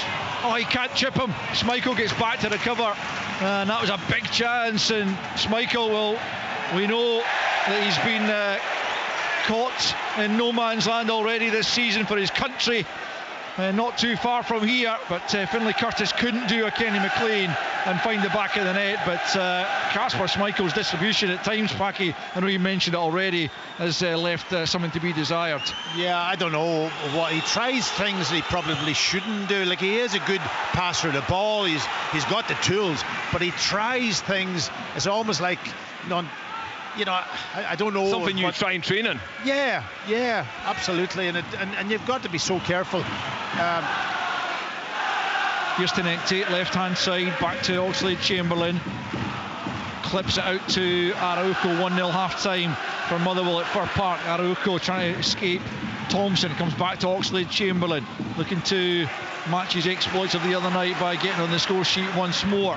Araujo into the feet of Nugren, who tries to get turned. Watson makes the challenge, and then down goes Kiltie, and it will be a free kick to Kilmarnock. Nugren just catching him there, just outside the Kilmarnock penalty area. It will be a free kick to Killie, and Killie could do with a little bit of a breather. They haven't really managed to get going in this second half, but that's partly because Celtic have come out the traps. Yeah, again, Killie does really well. I think he uses his experience, buys that fall, sees the nudge, goes down. David Watson before that does ever so well, because Nygren gets the turn on him, gets on that left foot and gets a shot away, but David Watson reads it, blocks it on the edge of the box. So, as you say, Kilmarnock just need to get the ball for 5 minutes, feel their way into this second half. I think Aaron Shibola was getting some instructions there from Billy Dodds, but equally it seems like James Forrest is going to be coming on fairly shortly for Celtic as well. But certainly the changes they've made at half-time have made a positive impact as far as they're concerned. Yeah, and he got the goal at the right time. 10 minutes into the second half, perfect timing to get back into this game. And plenty of time at least to find an equaliser, but knowing Celtic, well, really a point, as you said, Packy, at half-time. They would probably take a point at half-time, but it's not really what they're after. Nugren rides one challenge. Maida is taken down at the edge of the box. Referee has a look at it. No foul, no free kick, and Killie come to the other end, and Scales just manages to get that back to Kasper Schmeichel. I thought it was sure that Maida was going to be awarded a free kick there, but the referee was in a good position, and let play continue as Celtic come again. It's Tenecti for Oxlade-Chamberlain, tries the little flick, doesn't come off, but Celtic pick up once more. Finlay Curtis just on his heels there, and Celtic look full of energy now as Araujo plays it to Nugren. Nugren slides it to the edge of the penalty. Schwanchera's having his jersey pulled, but he gets the ball back to Nugren, back out to Tenecti in that position he loves, left hand side. Will he go for it again? And he comes into a central area. Tame effort that time, but he'll come back to Oxlade-Chamberlain, batters it towards goal, it's blocked. Araujo picks up right hand side, Thompson clears. Well, it's all Celtic right now, and Kilmarnock survive on that occasion. There'll be a throw-in over on the far side as James Forrest and Aaron Shibola are both stripped, and it will be Dyson Maida who makes way for James Forrest to come on. Yeah, I think one of the Kilmarnock players is down also in that shot from, I think it's Brad Lyons. If he got in the way of that Oxlade-Chamberlain shot, I'm not surprised he's down. Yeah. Kilmarnock just delaying the substitution perhaps till they see if Brad Lyons is okay. It was a good passage of play from Celtic again down this left hand side. Tenecki turns in his right foot again, gets his shot. He doesn't catch it quite as well as he would want to after that second touch, and then, as you say, Oxlade-Chamberlain absolutely hammers it towards goal, but Brad Lyons gets his still in the way. Yeah, it's a good spell though for Celtic at the start of this second half. The reaction has been the one that Martin O'Neill would have wanted. They've got one goal back, but as I say, Packy, three points is really what they're after here. 1 point at this stage in the title race is not going to do them any favours. No, but I think they would have taken out at half time, 2-0 down. You know what they don't want to do is go away from here with nothing. But yeah, 3 points. You're right. Listen, 3 points just keeps it flowing, keeps it going. Yeah, not to get beat is critical also, just keeps the motivation going from Martin. What's important for Celtic just now is they're on top of the game. They keep this going, they don't drop off, they don't allow Kilmarnock to get back into the game, and when they're on top, can they get that second goal? Because if they get the second goal pretty quickly, there's that opportunity to go on and win this game. Yeah, and there's the other issue. They know that they keep going to the last minute into the 95th, 96th minute, and they'll always, as long as they're only they only need one goal to get back into it, or either won it.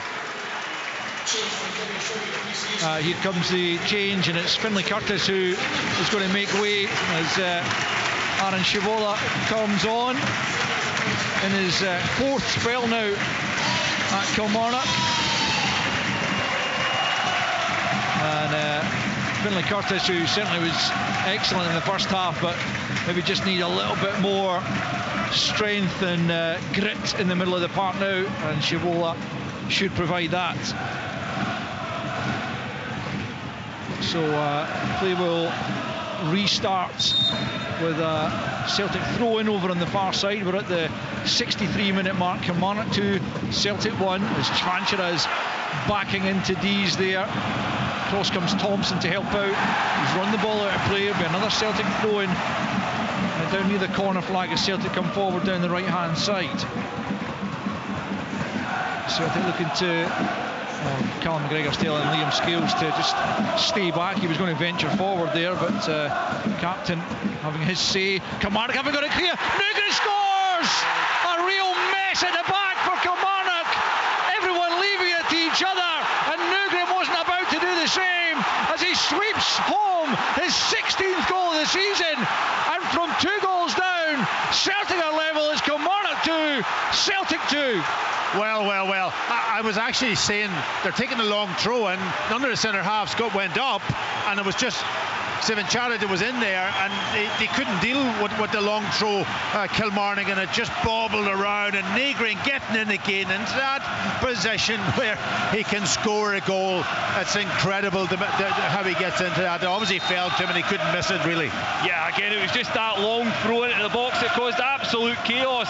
None of the Kilmarnock players took any responsibility, and when you don't do that, when you don't get that first contact, there's always an opportunity it can fall to a player, and it's that man Nygren that just puts it in the back of it, and such a vital goal for Celtic.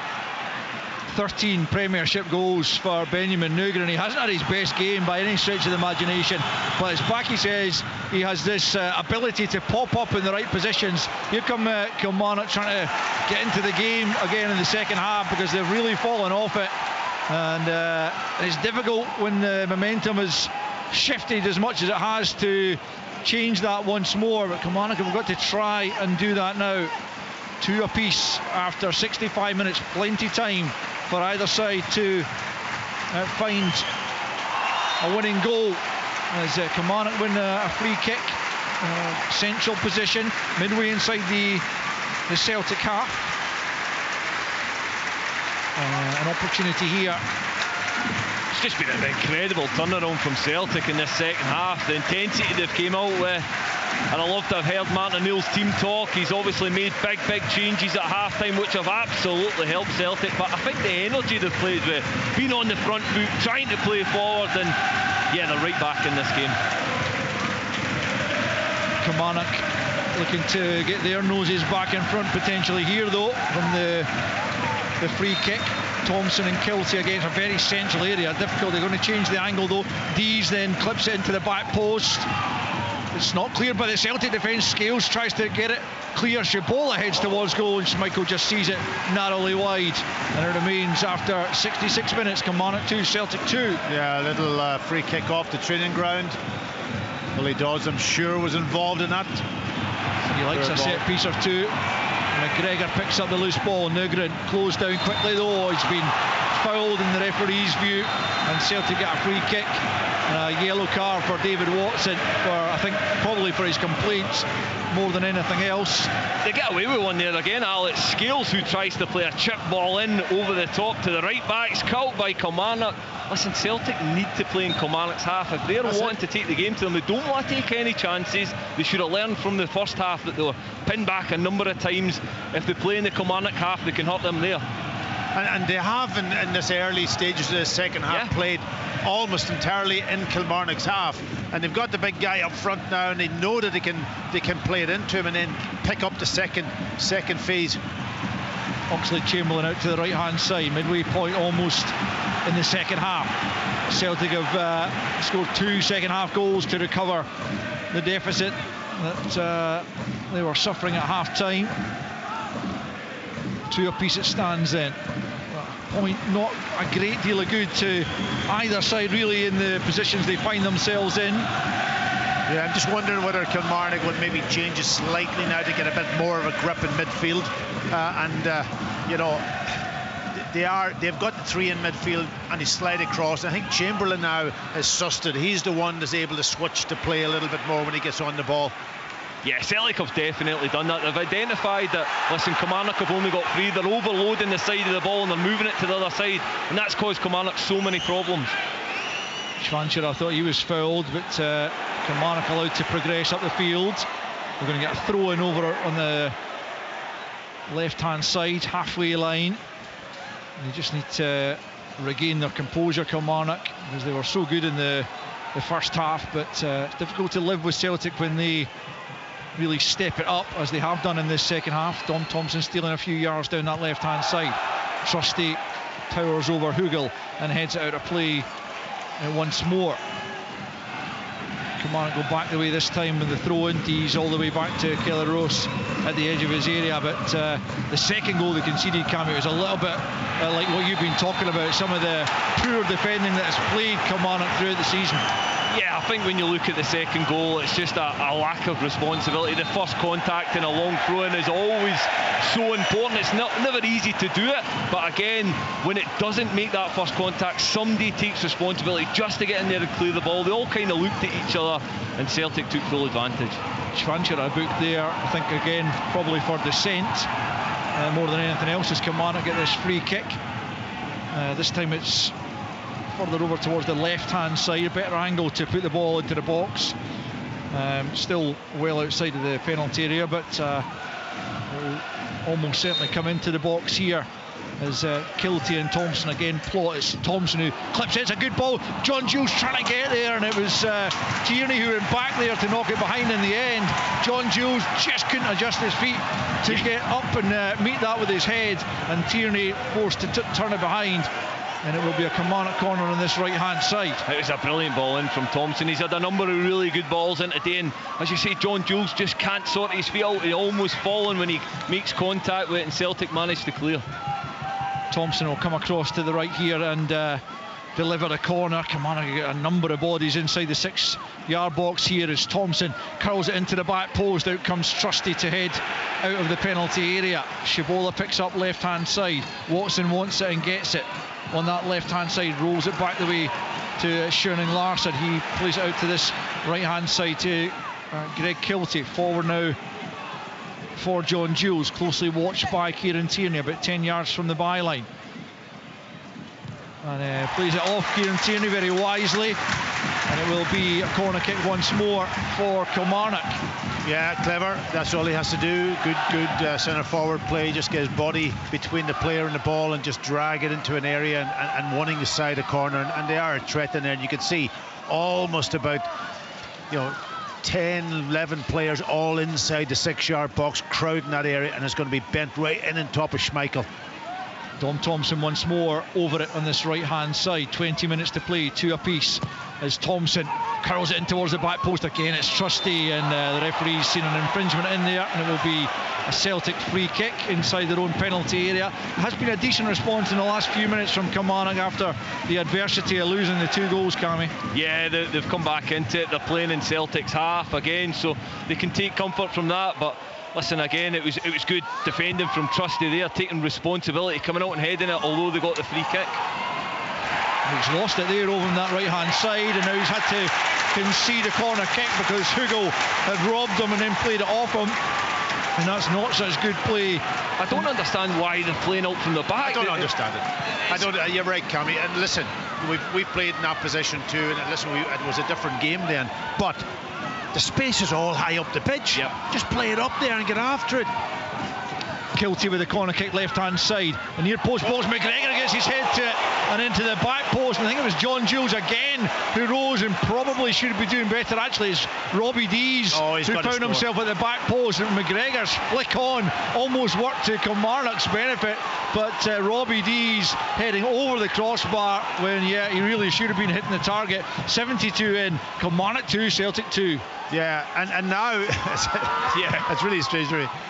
Now they go and play it long, but everybody's back into an area and they give the ball away. I think that message came from Martin O'Neill there. I think he messaged but I don't mind playing it short to play long. Yeah. No, listen. It's just bad decision making. I think when Celtic had so much success playing in Kilmarnock's half at the start of this second half, and then they revert back to trying to play a lot of football in their own half, make mistakes and letting Kilmarnock get their confidence back. So it's strange the way that they're playing.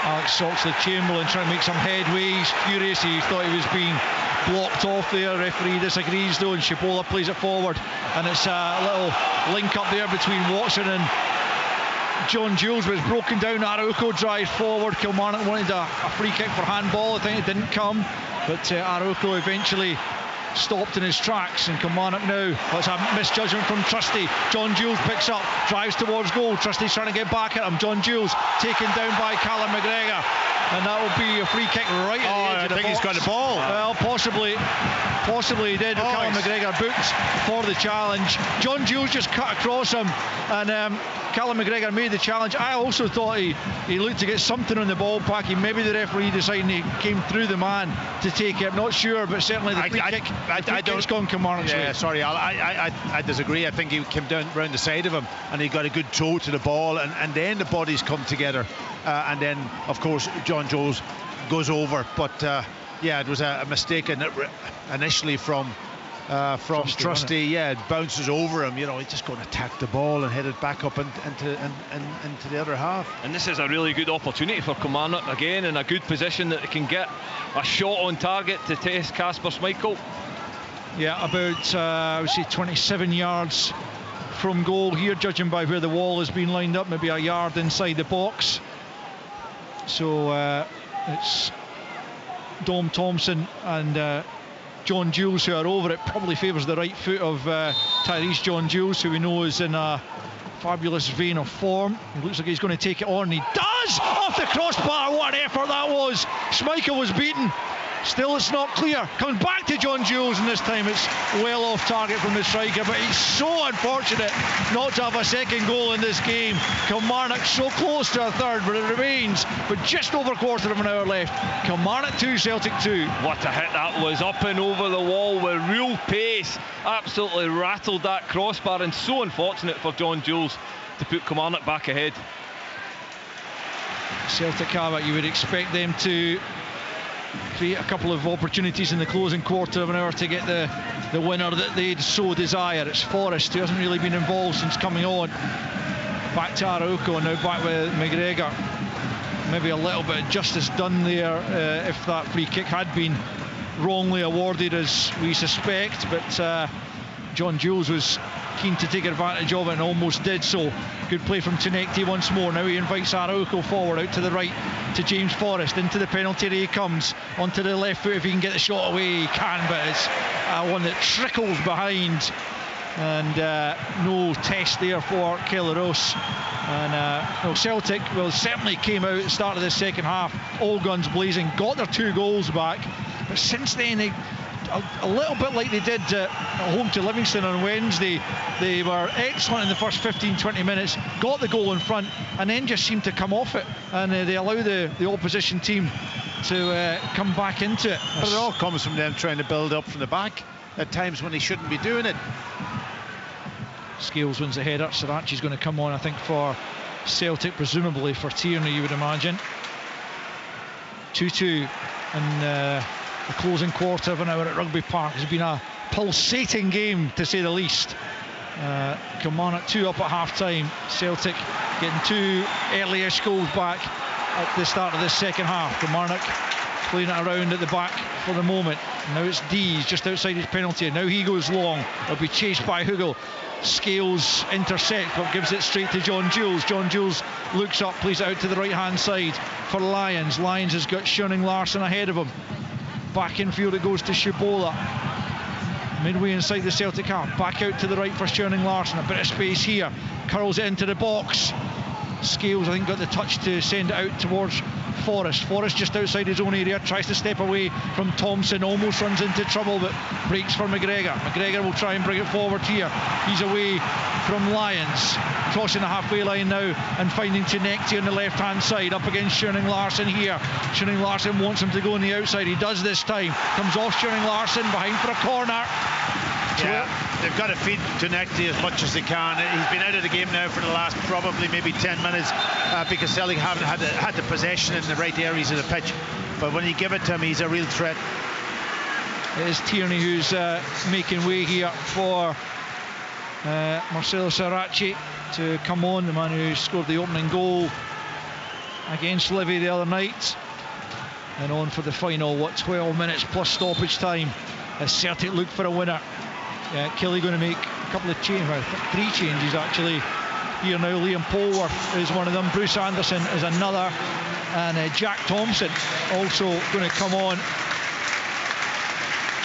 Just fresh legs required for Kilmarnock to try and at least get the point from this game. They may feel they've done enough to earn all 3, and they almost got back in front with that fabulous John Jules effort from the free kick just a few minutes ago.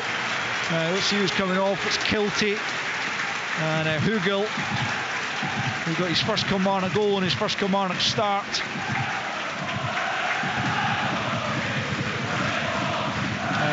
In fact, that's David Watson's going off at the far side now, making his way around. So the 3 changes have been made, and the one by Celtic as well. But it's a corner kick to Celtic, to be taken by Oxlade Chamberlain on this left hand side, looking to turn the game around here. To the back post it goes. It was Brown who rose highest and heads it out of play over on the far side. Better defending that time from Killie. Yeah, it was a good header, good defend under pressure, got up high, got first contact in the ball. Throw into Celtic over on the right hand side, to be taken by Araujo. I'm not sure, the referee checking something. Oh, they seem to be checking something actually. but quickly waved on. The Celtic fans certainly were claiming for something, but VAR deciding there was nothing worth penalising. Kilmarnock have pinched the ball off Callum McGregor. John Jules has gone down there now. I think he just pulled up, did he? I'm not sure that McGregor caught him that time. No, he didn't. And he stayed down. Celtic have got possession and they're into the penalty area, and it's Tunekti. He's gone through between two players, but he's overrun it in the end. And John Jules is going to have to be replaced. And yeah, I think he's run his course, whether he's pulled up, but yeah, no, it wasn't. Like McGregor didn't catch him, and he actually fell kind of almost in front of McGregor. Yeah, I thought that. And McGregor went over. Yeah, looks like they'll probably bring on Marcus Dackers for the final stages of this game. Well, John Jules has been tremendous, and Kilmarnock will certainly hope that this injury that he's picked up is not one that's going to keep him out for any length of time, because they are going to need him between now and the end of the season. Yeah, hopefully it's just tiredness from the midweek game, and then obviously the emotions and effort that he's put into this game, because he's been phenomenal, a real presence up top of the pitch and had some really good opportunities, and that first goal was absolutely wonderful. Yeah, he almost had a second as well, denied by the crossbar from the dead ball situation, but he's going to be warmly applauded as he comes off here.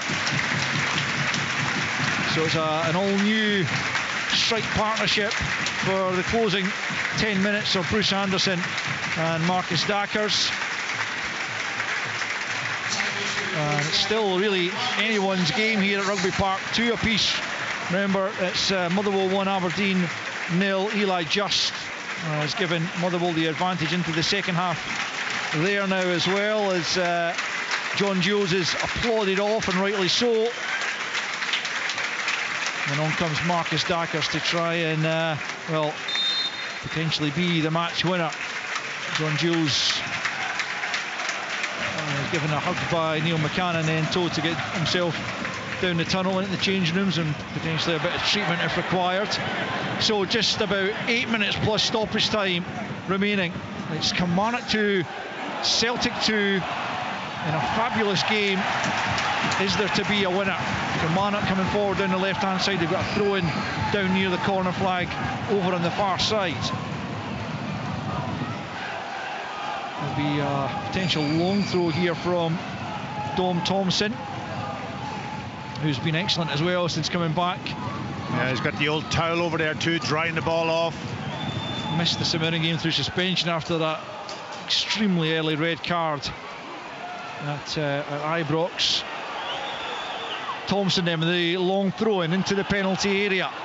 Dackers tries to make something of it. Anderson back in. There's a slip.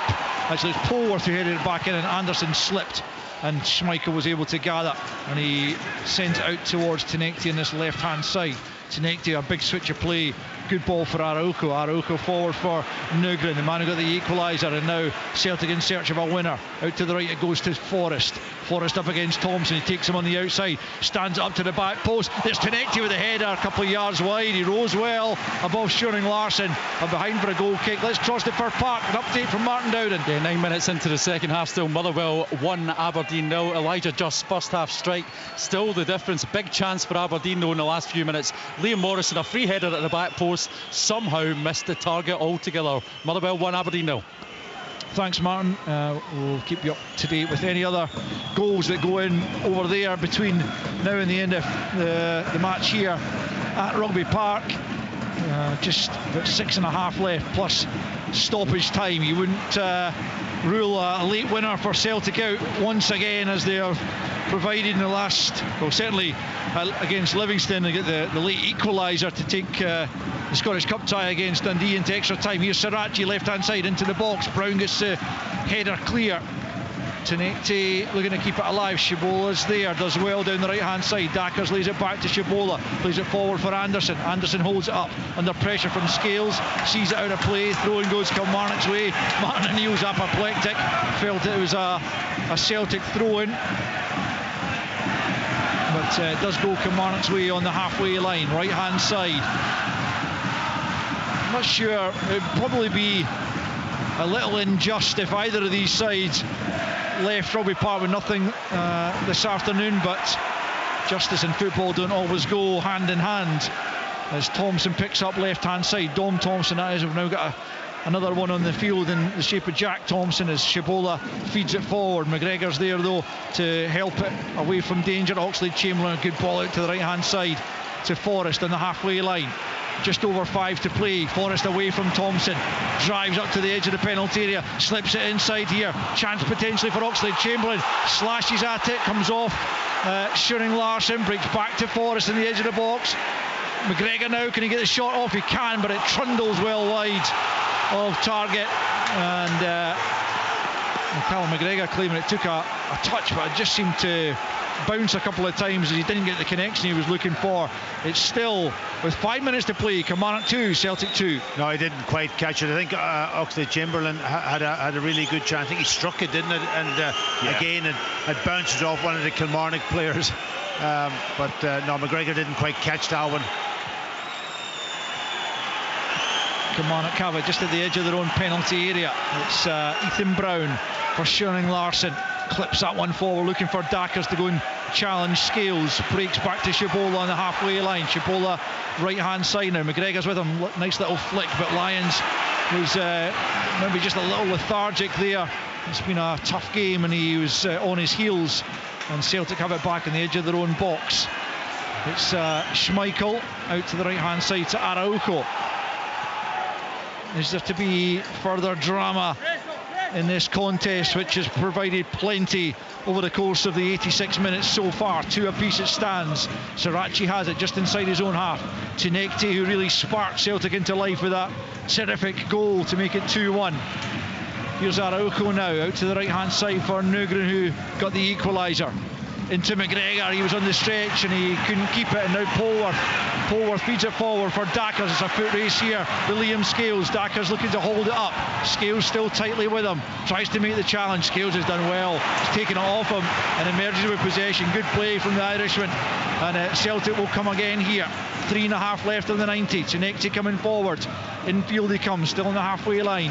Back to Trusty, and Araujo now takes over for Celtic. The Mexican out to Forrest on the right hand side, coming in towards the edge of the penalty area, tries to slide it in, looking for Chvanchara, blocked on its way through, but McGregor keeps it moving. Araujo hammers that off the face of Thompson, who's gone down, and play has to be stopped because that was battered from a couple of yards off Thompson, and it's a real sore one, and he'll have to be checked here as the protocols demand.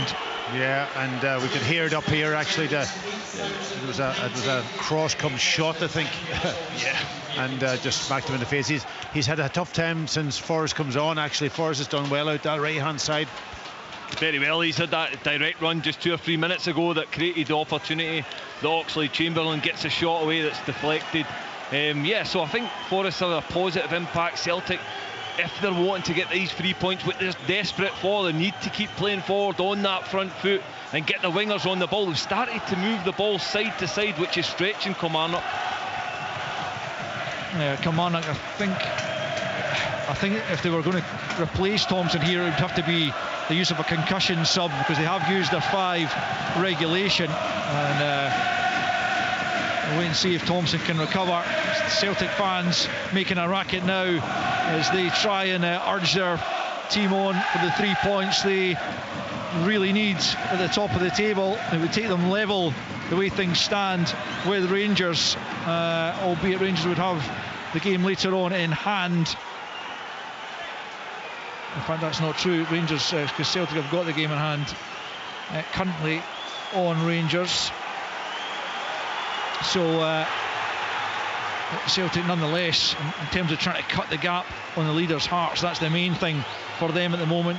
Started this game 6 below them, and they want to cut the gap by 3, not just 1, as Kilmarnock play it forward. Thompson is back on his feet and okay to continue. We will get a decent chunk of injury time at the end of the 90 here. We've only got a minute left of the regulation time as Oxlade-Chamberlain now picks up on the left hand side. He looks fit and raring to go, despite having not played for so long before his debut there against Livingston. Finds Araujo at the edge of the box, out to the right hand side for Forrest. The Kilmarnock fans hoping their side can at least cling on for the point, but Forrest has stood up to the edge of the box and Schoening Larsson just nods it behind for a corner kick out on this left hand side. Yeah, what Oxlade Chamberlain has, he's got great vision. Your ball comes to him, he knows what he's going to do with the ball before it comes to him, and he just takes it off a second touch and it opens the play out. So corner kick here to be taken by the Ox, as he's affectionately known, on this left hand side. Swings it into the back post. Rose comes and gets a good punch on it, to be fair. It'll be picked up by Sirachi, angle of the box, right hand side. Nugent arrives in support, but Sirachi puts it straight back into the box. Brown clear as far as McGregor. McGregor midway inside the Killie half, leaves it to Sirachi to send it in once more. Kelleros should come and take that comfortably. Poor ball from Sirachi. 7 minutes added on at the end here, and we are into those right now. 7 minutes. Are we going to have another grandstand finish here from either of these teams? We've had it in the last couple of weeks. It's been incredible. Well, 7 feels like a lot. It's a poor ball from Sirachi, but Araujo will backpedal and get there ahead of Anderson. Plays it forward to Forrest, closed down by Thompson, but Forrest gets it to McGregor midway inside his own half. Now Scales, he certainly wouldn't rule out a late goal here. Chinecki tried to play that infield to Oxlade Chamberlain, but completely missed it, and it's out for a throw into Kilmarnock. Do you feel like Kilmarnock would settle for the point now, Cammy? Yeah, it certainly would. I think the way the second half went, especially losing them 2 early goals, but they've weathered the storm a little bit. Celtic have certainly had the better opportunities in this second half, so I think they would absolutely take a point. Here's Anderson, no, clipping it forward, looking for Lyons. Poor touch from Sirachi. Trusty's on the cover and he just manages to get it clear before Lyons could capitalise. Picked up though by Polworth. Polworth now for Shabola. And Schoening Larsson midway inside the Celtic half, looking for options, not too many available. Goes square for Shabola once more. Just looked like Sirachi had let Lyons in there, but Trusty was on the cover. Thompson's gone down off the ball there. Clash with Forrest. Play rages on as Celtic come forward. It's Chinecki. Schoening Larsson trying to match him over on the right hand side now. Chinecki still has it up towards the edge of the penalty area. He comes on his right foot trying to get it into the box, but Schoening Larsson does well, sees it out of play. Has good defending from the fullback, the Estonian international. He's had a good game for me, Cammy. Yeah, he's been really good and excellent defending there, because he was 1v1 with Chinecki for such a long period there, right down that right hand side. I think Chinecki should have got his cross in, but brilliant defending from the Killie player. If you're not going to get a cross in, you'd go and get a corner. You know what I mean? He just almost ran the ball out of play. He's done that a number of times, Pat, though. Yeah. So Killie goal kick replayed. Just over 2 minutes of the 7 initially added on. Kelleros not in a great hurry though to take this goal kick. 2 apiece it stands. Killie led 2-0 at half time. Celtic came roaring back and got the equaliser. The 2 goals back at the start of the second half. Can either of these teams possibly find a winner? It's Chinecki picking up on the halfway line. Sirachi goes beyond them. Here he is. Uruguayan picking up, well advanced now into Oxlade Chamberlain. Sirachi once more for Chinecki on the left hand side. He's caused a lot of havoc since he's come on, trying to do so once more. Lays it back to Sirachi to send it into the box, and it comes good header away by Thompson. Jack Thompson it was. Oxlade Chamberlain helps it back in. It's a poor ball though. I'm not sure if he's thinking he can maybe lift that in and catch Rose slightly off his line, or if he's trying to find a teammate. Either way, neither happened, and it's behind for a goal kick. We played 93.5 minutes. It's Kilmarnock 2, Celtic 2. Yeah, I think he was caught a little bit in between there, Ali. He looked as if the shot was possibly on, and then realised it maybe wasn't, and then his play was to absolutely nothing. But Chinecki down this left hand side's a real threat for Celtic. Kelleros again taking the time over a goal kick before launching it long in the direction of Dackers. Dackers heads it infield well to Polworth, to Lyons, I beg your pardon, and now Shabola for Jack Thompson. Thompson now on the edge of the centre circle. It's a terrible ball. He was looking out to the right hand side here for Schoening Larsson, who's caught well up the field in Celtic break, and it's Chinecki leading the counter once more for Sirachi. Sirachi Turns away from Jack Thompson. Into McGregor. Midway inside the Kilmarnock half. Gets it back out to Tenecti. Can he or another Celtic player come up with a little bit of magic perhaps required to go and take all 3 points? You've got 3 minutes to find it. Out to Forrest, that goes on the right hand side, up against Thompson. Good challenge from Thompson, but Forrest almost got the break of the ball. Killie gave it away though in a dangerous area. Tenecti at the edge of the box. Side foot efforts held by Kelleros. He read it all the way down to his left hand side, and it's still Kilmarnock 2, Celtic 2. Yeah, it was that man Oxley Chamberlain again at the edge of the box and just tried to do what he did the other night, bended round the goalkeeper. Didn't get enough pace on it though. Yeah, sorry, you're right, it was Oxley Chamberlain with the effort there rather than Tenecti, but either way Kelleros read his intentions. But here comes Celtic once more. Dees gets the head to the long ball forward. Thompson, he looks a tired man out there, the left back, but he's forced it forward to only to Nugren, who gets it to Forrest. Couple of minutes left here as Celtic try and force a winning goal. Dom Thompson's trying to see that out of place, taking a real chance here, and it's just gone out of play, but it will be a Celtic corner. Dom Thompson couldn't quite see it out of play, and Celtic will have an opportunity here as forward comes Scales and Trusty. Can they once again get a goal deep in stoppage time to break the opposition hearts? Kilmarnock have given so much to this game, they don't want to end it with nothing, and that's a potential here as Nugren goes out to take the corner kick, right hand side, curls it in, well headed, cleared by Dackers, picked up by McGregor, back for Sirachi out to Tenecti left hand side, up against Schoening Larsen again, wants to cut in on the right, then he goes out on the left. Schoening Larsen gets a foot in and does really well, and he's going to be able to knock that forward. It's out of play though, it will be a Celtic throw-in. A minute left, less than a minute of the 7 added on. Callum McGregor's in a hurry. It's Tenecti preparing to take this throw in. Sirachi's going to ask him to leave it for him. The full back comes forward. Can he get this into the box? And it comes for Schwanchera. Schwanchera with a chance to get it across goal. And it comes a big chance. Araujo scores! Oh, what a finish once again! Julian Araujo in amongst the Celtic fans. The Celtic fans come onto the pitch. They cannot quite believe it. They have done it once again. It is quite incredible. The never say die attitude of this Celtic team. And they have won it in the final minute of added on time against Kilmarnock at Rugby Park. It is absolutely desperate for the home side. They couldn't get it cleared. And Julian Araujo slams into the back of the net for his first Celtic goal. And it could not have been more timely. It is Kilmarnock 2, Celtic 3.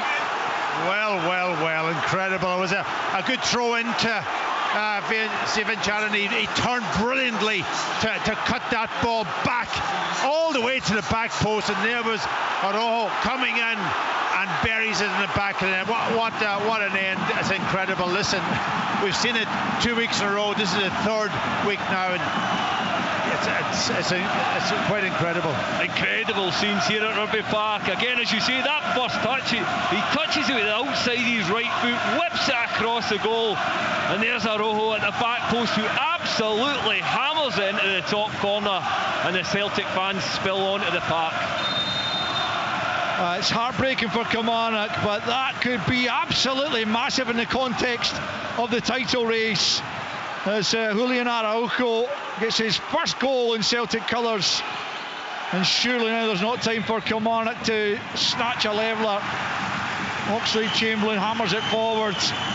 We're well beyond the 8 minutes now of added on time. Kelleros beaten now 3 times in the second half. Dackers flicks on, but it'll come to the man who's going to be the match winner, Araujo. Full time at Rugby Park, and the away end erupts once more. They have snatched the victory at the death once again. This doesn't happen by accident. It's a second half turnaround, and it was quite incredible. Celtic were second best in the first period and deservedly went in 2 goals behind, but the response in the second half from the visitors and champions was quite remarkable, and they got their 2 goals back to draw them level before Julian Araujo in the final minute of stoppage time that was added on, slammed into the roof of the net to make the final score at Rugby Park in the most incredible game.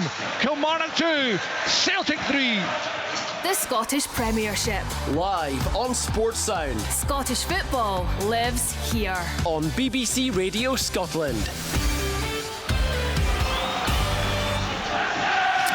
Oh my goodness, you have to feel for Kilmarnock, but those Celtic players have done it again. As Al said, it is not by accident. It's remarkable how often they get the late goals, and for the third successive match they've done it, this time in the 7th minute of stoppage time. What a magnificent finish it was from the left foot of Julian Araujo, to smash it high into the roof of the net for his first Celtic goal. And Pat Bonner, the anxiety, the nerves, the drama, the twists and turns of this title race just keep on coming. It's unbelievable. You know, at half time and the way that they played in the first half, I'm saying I would see Celtic really struggling to score one goal, not alone 3 goals, and in the way that they did it, they played well in the second half. Got to say, the changes that Martin O'Neill made at half time was critical, crucial. I think Chamberlain,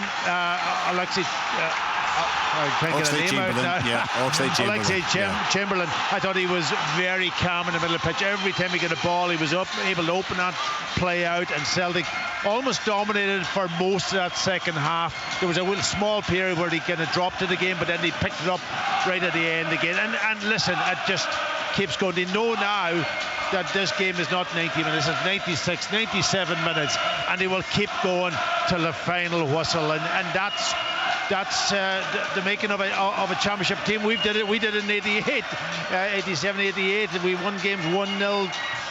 We were almost out of it, and we scored that critical goal, and that's what it takes. That's what it takes. You keep going. You may not play brilliantly all of the game, but there's a period, and when they've got good quality players, like the last goal was well worked, I've got to say. There was a throw-in up to the big guy. He turns brilliantly and cuts it back, and there's the fullback high up the pitch, and he, as you say, he finishes absolutely brilliant. He got lucky with probably the long throw-in for the second goal. First goal was a fantastic goal that they got. So, but Kilmarnock played really, really well in the game, and it was excellent. And that first half, I thought everything they did was perfect. But they kind of almost Celtic came out with a renewed energy in the second half and controlled the game. Well, they did, and they got back in level terms, but then Kilmarnock had a little spell again, didn't they? D should have scored with a free header at the back post. John Jules, the free kick that smashes off the bar, but inevitably Celtic just keep on going, and they got the win. It's full of Celtic celebrations right now, that stadium, Cammy, but my goodness, those Killie players, the management, the fans will be hurting right now after putting in so much effort and quality into that game. Yeah, as you say, Richard, they were absolutely fantastic the first half. Really dominated the game, had some great opportunities, some individual really good play. And they'll be hurting right now. They absolutely will be, because even when Celtic get them 2 goals early in the second half, there is a lull in the game, and Kilmarnock find themselves with a couple of opportunities. You mentioned it there, Robbie D's header, and then John Jules is one where he heads over the bar, but he's got that free kick that he absolutely rattles the bar with. Them fine margins in football make all the difference, and the fine margins at this moment in time are going Celtic's way, because they keep going right to the final minute. They do not stop, and again, you see the reaction of the players, the fans, and the togetherness, and the players will be in there on top of the world, because that is a huge result for Celtic today. Absolutely massive, because obviously in half an hour's time, Rangers and Heart of Midlothian kick off.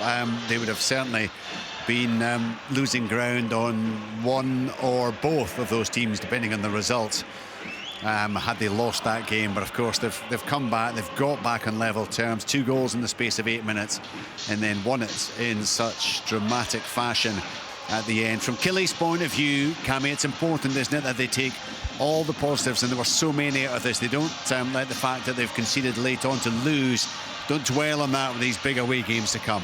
No, absolutely not, Richard. I think Neil McCann, yes, he'll be really hurting, disappointed that they've not taken anything away, because they put so much into the game, so much quality, so much effort, and I felt as if tactically they got it absolutely bang on in the first half. I think Celtic got wise to it in the second half and started to use that switch of play that I talked about. The space was on the other side. I'm pretty sure Martin O'Neill would have identified that at half time with the shape that Kilmarnock was playing. That's where to get your full-backs on it, to get forward and attack.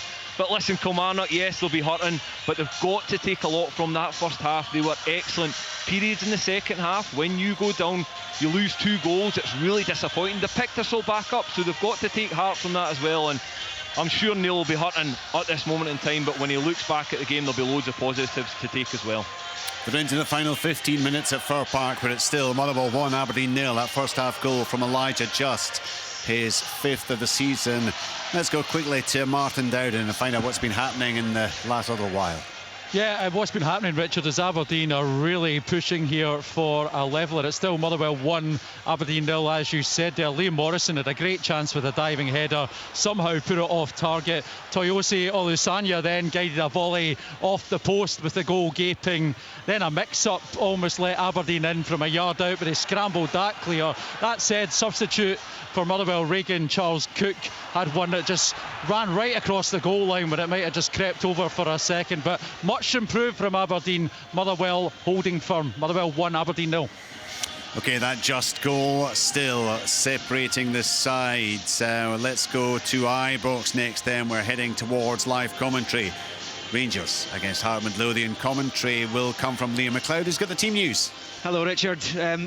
Yeah, shades of 2016 actually. Tom Rogic late on at Rugby Park. Motherwell playing Aberdeen today as they did on that day, but of course it was Derek McInnes in the Don's dugout, and Celtic dealt his Aberdeen side a huge blow to their title hopes almost exactly a decade ago, so that will evoke memories, I'm sure, amongst the Celtic fans who remember that Rogic screamer from that day. And yeah, Rangers and Hearts' eyes were lighting up when they saw the scoreline at half-time at Rugby Park with Kilmarnock 2-0 up. Real incentive at that point, still huge incentive for the two sides, but perhaps a little bit more pressure on them as well as they go head-to-head here. Celtic have just nipped above Rangers in the league by virtue of that late victory. It's 5 changes for Rangers, 2 for Hearts. We'll start with the hosts. Danny Rule has left out Tavernier, Giga, Meghoma, Diamonde and Gassama, bringing in Sterling, Fernandez, Romans, Skov Olsen and Nadiri, their big winter striker signing, £5 million it took to bring him in from the 3rd tier in Germany and Hansa Rostock. So Butland in goal, Sterling, Suter, Fernandez, Romans, Skov Olsen, Raskin, Chikwani and Moore, Chermiti and Nadiri. On the bench for Rangers, Kelly, Tavernier, Diamonde, Asgard, Antman, Gassama, Giga, Miovski and Meghoma. For Hearts, as I said, 2 changes from their, again, late derby victory over Hibs at Tynecastle during the week. Thomas Bent Magnussen's late goal, it's not enough to get him into the starting 11 for Hearts today, who take out Kent Kabore. Halkett, free of suspension, comes in, and there's a first start for their record signing, Adju, who we are waiting to see what he can offer Hearts. He arrived for about £2 million in the summer window. He's had a couple of spells out with injury. So Halkett and Adju back in. Follow in goal, McEntee, Halkett, Findlay and Milne, Beningame, Leonard, Adju, Chesnikov, Kizaridis and Braga. Gordon, Kent, McCart, Kabore, Steinvender, Spittle, Magnussen, Altena and Mato making up the bench there for Hearts, who have an opportunity here with a victory to go 8 clear of Rangers, and they'll be looking to go 6 clear of Celtic after that result earlier. Don Robertson's the referee, with Kevin Clancy and Andrew Dallas on VAR duties. Liam, thank you very much indeed. So alongside Liam, Scott Arfield and Ryan Stevenson, we'll get their thoughts. In fact, let's get to Ryan first of all then. Well, from a Hearts point of view, Aju getting the opportunity to lead the line. I think Hearts fans been waiting patiently or impatiently to see what he really does have to offer. Yeah, I think everyone has. Obviously, when you come in, it's big money for Hearts. And you're excited, obviously, when he was signed, and then the injuries have been pretty bad, so it's then trying to get him back up to speed. I mean, for him, there's no better place to come in. The pitches, looks brilliant. You're playing against Rangers at Ibrox, everything that's to play for. So yeah, I'm really looking forward to seeing him. And pretty much like every other Hearts player, Hearts fan, sorry, you'll be hoping that he can just hit the ground running and put in a really good performance, because Hearts are going to need it. Well, yeah, you imagine both teams are going to have to be on top form, just in terms of that lineup. Beningame, of course, finding his way back into the team again after the suspension. Craig Halgett, that's important, isn't it? Back in alongside Finlay too. Yeah, listen, I think we saw the other night just how big a miss Craig actually is. I think Stuart Finlay's been absolutely outstanding this year as well, but I think you could see, no disrespect to Stuart, that Craig makes him a better player. I just think that calmness on the ball settles Stuart down as well. I think obviously he's big when he's speaking to players. You can sort of see he's commanding on the pitch, and he was a big miss for them. I think central midfield wise today, I think whoever comes out on top will have a really good chance of winning the game. I think Hearts, the last two games, obviously the St Mirren game, were down to 10 men, but they struggled to control games. They struggled to control the game, and during the week, obviously it's a derby game, and I know they can be rushed and a bit frantic. But today they're going to have to try and pass the ball. They're going to have to try and dominate possession at times, and sort of try and pin Rangers back. And then the same again for Rangers. Rangers have made some big changes, and they'll be looking to dominate the ball as well. So it's got everything set up to be a really good game. And obviously after everything that's happened down at Kilmarnock today as well, I mean, Scottish football is just a gift that keeps on giving just now. It's magnificent, absolutely magnificent. You mentioned the big changes for Rangers. It's a measure of the size of squad, I suppose, that Danny Rowell now has at his disposal, and also his trust in those players, that he's able to make as many alterations. Yeah, do you know what? Fair play to him, because when the team line came out and I looked at him and I thought, my God, he's actually, like, he's made 4 or 5 changes there. And again, that probably says a lot about the manager as well, the fact that he backs himself to make the changes. He's not scared to make the changes. They obviously signed early in the window, I think, which was a good thing from their point of view. The fact that it just showed a bit of authority from the manager, it settled everything down. And the same again is he'll be looking for the players that he's brought in to make a big impact. You bring these players into Rangers, you want them to affect big games, and it doesn't get any bigger than today, so he'll be looking for them to affect the game as well. So again, I think it's just got everything set up to hopefully be a cracking game. I know that Scott was finding his way alongside you. Have you got him now? He's here, yes. Delighted that Scott Arfield is with us. Scott, your thoughts on those Rangers changes to the lineup? Yeah, I think it's a very attacking team. I think he's exactly done what the fans has wanted for a number of weeks now. Obviously Wednesday was a big question mark in terms of his team selection, and obviously the game doesn't go Rangers' way. And he comes in probably for his first bit of criticism of the manager, but I think overall he's done an incredible job here, and the team selection here at Ibrox is exactly what the fans wanted, an attacking team with pace at the back that, you know, you can sort of go a wee bit higher and press a little bit higher and nullify Hearts attacking. And what you do here is basically get the fans. It needs to be reciprocated. The fans need to go with the players, and the players need to go with the fans if there's going to be a good result here in a Rangers point of view, because this Hearts team is a proper team, and this is a great test for where Rangers are. I must admit, I was looking through that Hearts lineup. I know they're still missing a few players, and certainly Cammy Devlin and Lawrence Shankland would be in there, but that is a strong starting 11, isn't it?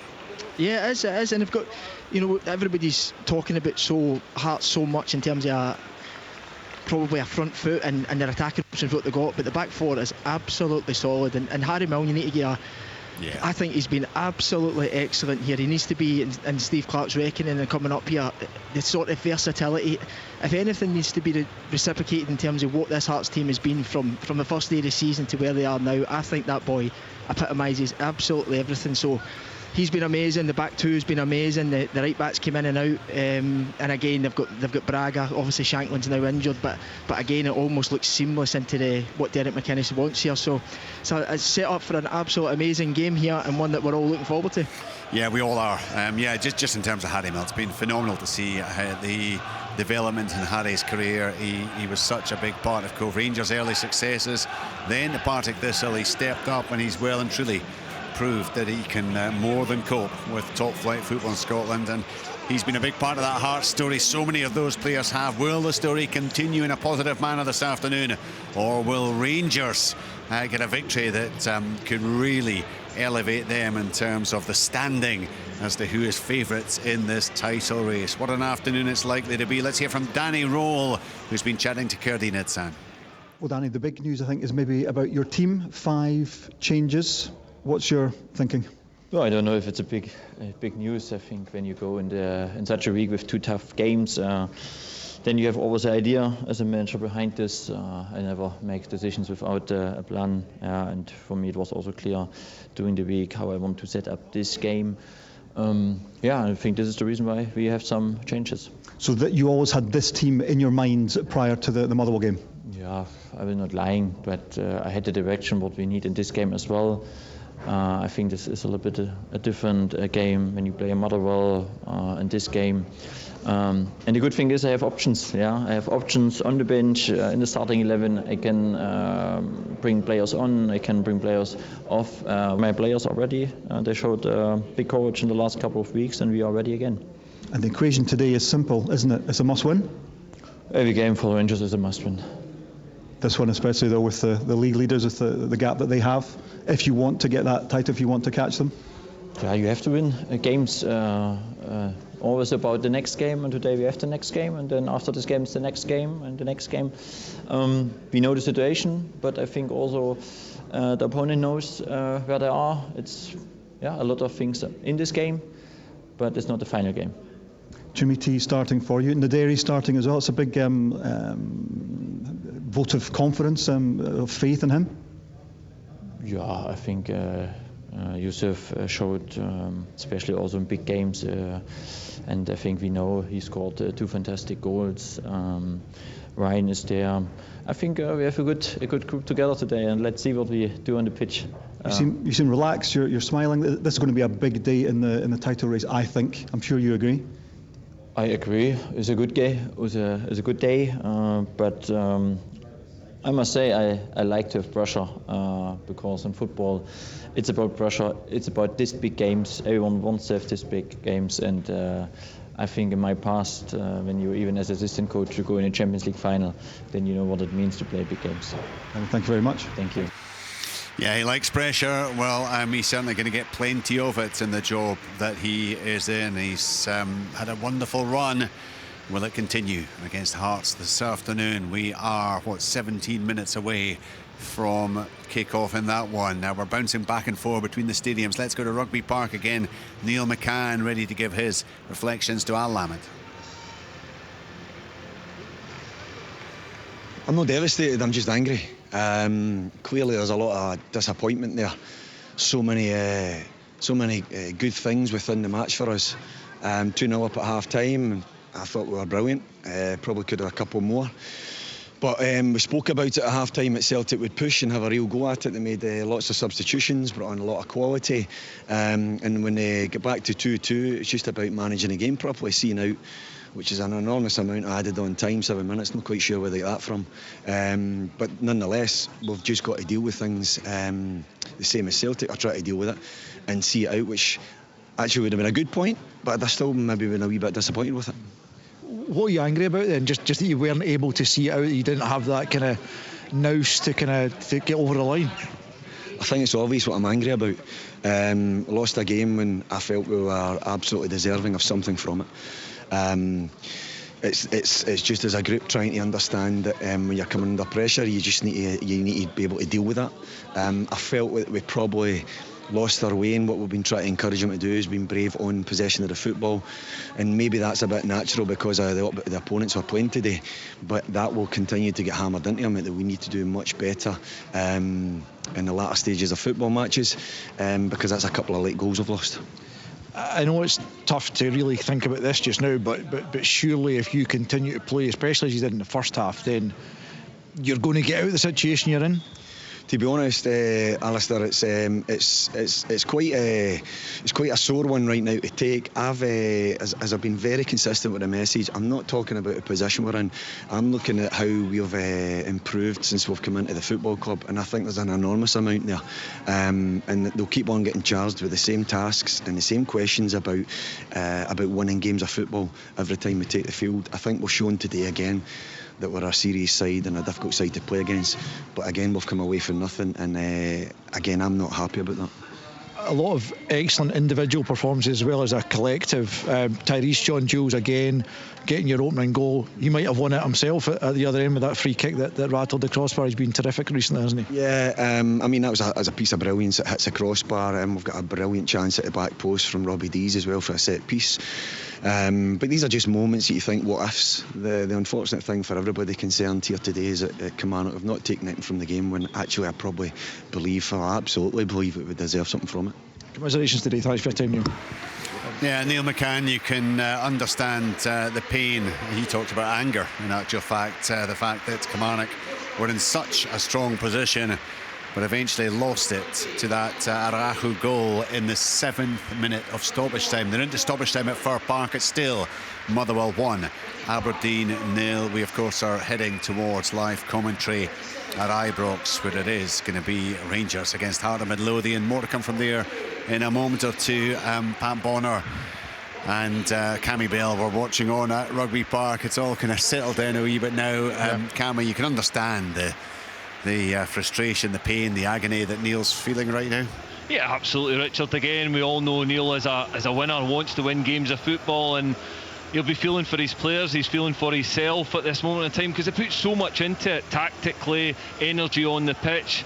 There was some individual great performances from the Kilmarnock players, and it's also sore when you lose that last minute goal, last kick of the game, you lose a goal and you don't take anything away from such a big performance. So yeah, listen, he's hurting. I think when Neil reflects on the game, which he will do in the days to come, they played some brilliant stuff in the first half. They were really, really good. As I mentioned, his tactics, the way they set up, how aggressive they were fantastic. So if they approach games that are coming up, away games coming up, they will take points off teams because they've got good players within the building. I think they've recruited really well, and I think Kilmarnock will be fine this season. I mean, everyone on the outsides can say that, Pat. The manager has to be a bit cautious, I suppose. But he, I mean, as Cammy was saying, he's getting those kind of performances. You would anticipate them getting the points that they require. Yeah, well, listen, they played well. I thought they were set up really well in the first half, and they give Celtic a real handful, and they couldn't cope with it, Celtic, at times, in the way that they pressed and so on. But to continue that throughout the game is a critical factor, and maybe if he looks back at it and he says, well, he kept his two up front plus Greg Kiltie maybe higher up the pitch, just when Celtic weren't playing in their own half, they were playing maybe higher up the pitch, for especially that period when they scored the 2 goals, and maybe if he dropped somebody back into midfield just to clog up midfield a little bit and stop Celtic from controlling the game at that point, maybe that might be something you look at. But that's for him to analyse, and with Billy Dodds and the staff, and that he did reference the 7 minutes there. I actually thought there was probably around about 6-7 minutes to go, because they had a couple of injuries. John Jules was injured, I think Don Johnson was injured also, and that, and all the substitutions that came on. So I think it probably was about right, I would say, from that point. You've just got to handle that extra time. That's always going to be the nature of the beast now. You know, in the old days, that was never the case. I'm just going to interrupt you because deep into stoppage time at Fir Park, there's been another goal, Martin. There has, and it's a second for Motherwell substitute Jordan McGee. The ball basically just bounced off him. It ricocheted into his path. The goal gaping, and Motherwell seal the points. Motherwell 2, Aberdeen 0. Yeah, it looks like one of the Aberdeen players, I think, trying to make the clearance, and it is rebounded back off the substitute, and that means, if it was him, might have to have a look at that and see if oh no, it did. Oh my goodness, absolutely knew nothing about it. But 2-0 it is for Motherwell. So ahead of that Scottish Cup meeting on Wednesday, they will take all 3 points and maintain their very, very strong league campaign It has been something else for Motherwell this season. Back to Alistair then, just been joined by Martin O'Neill. Martin, congratulations, marking that 300th game with quite a dramatic victory. It seems you don't do straightforward wins anymore. It was a wonderful second half performance by us. I thought we were very poor in the first half. As a team defending, we weren't that good. Then when we had it, we gave it away at times. But the second half was totally different. We came out, renewed energy, renewed spirit, made some changes at half time, and then Seb scores this wonder goal for us and puts us right back in the game. And we've culminating in us winning the match. I can only imagine you had to call upon some of your words of wisdom at half time to re-energise the side to get that lift that you required. I think sometimes, you know, I thought that Kilmarnock adapted to. I mean, I know it's their home pitch, but they adapted to the conditions, both the rain and the pitch and all that there, much better than we did, you know. And sometimes you just really have to dig in, and I thought in the second half that's exactly what we did. Sebastian Tenecchia, one of three changes I think you made at half time. He really lit it up with that goal, and he's always a threat, especially coming in off the left onto that right foot, isn't he? He really offers you something different. Well, he's having a really good time. I wasn't. You know, we made some changes. He was substitute, but what an impact he's made. And the last few weeks, you know, he's risen to the occasion, and he's been terrific. Yeah, there is clearly this relentlessness about Celtic, not just this season, not just recently, but over the years. We know that. But the fact remains, as you say, you were probably below par first half. You don't want to be getting into that sequence of always needing to come up with dramatic late winners, do you? I agree more with you. Absolutely. You can't do this. You can't keep doing that. You know, we've got to put in the full 90 minutes, and you might get your reward after. You might not do, but you can't play in just little spurts like that there and hope that something comes at the end. The spirit the players have shown has just been absolutely fantastic. I just said in a previous interview there that I coached a really, really top quality side here 20 odd years ago, who had loads of spirit, loads of resilience, loads of ability. These lads here they're emulating that anyway, if in many aspects, sometimes surpassing. The schedule's not going to let up for you, is it? I just wonder, as great as it is to be in Europe, to play these huge games, is the Europa League, almost given the way the title race is just now, something you could almost do without? Well, it's a really good point. I wouldn't be shouting that out, you know, and publicly on it, but I think it's Stuttgart. They're in the top four in the Bundesliga. They're in the Champions League spot at this minute. It might actually be a couple of days out for us if that's the case. I remember my old manager, Brian Clough, used to always think that cup matches were almost a distraction from leagues, and then we end up winning the European Cup twice. So from that viewpoint, it would be nice. You know, that particular competition is a long way from home in that sense, long way to go. And if we need the energy probably for domestic competitions. Let's see. Just finally, do you care what happens at Ibrox later today? It's not that you don't care. Yeah, of course you'll keep an interest in the game. But from today, we've won a game. We've come from behind. We've taken the 3 points in a fantastic second half performance. And I feel as if whatever happens at Ibrox happens. Great stuff. Thanks for your time again, Martin. Yeah, he can obviously has no bearing on what will unfold at Ibrox, and it will be doing shortly. Just a reminder, we are about to split frequencies here on BBC Radio Scotland. So if you want to ensure that you stick with the football, and still to come, we'll hear from Derek McInnes. We'll have full live commentary from Ibrox as Rangers take on Heart of Midlothian, and we'll get reaction to Motherwell's 2-0 win against Aberdeen later in the programme as well. So all that will be, if you're on the radio, it's 810 medium wave. If you're on Sounds Digital, it's BBC Radio Scotland Extra you need to be tuned into, and of course you'll get us online at bbc.co.uk/sports Scotland. Coming up on FM will be your requests with Gary Innes.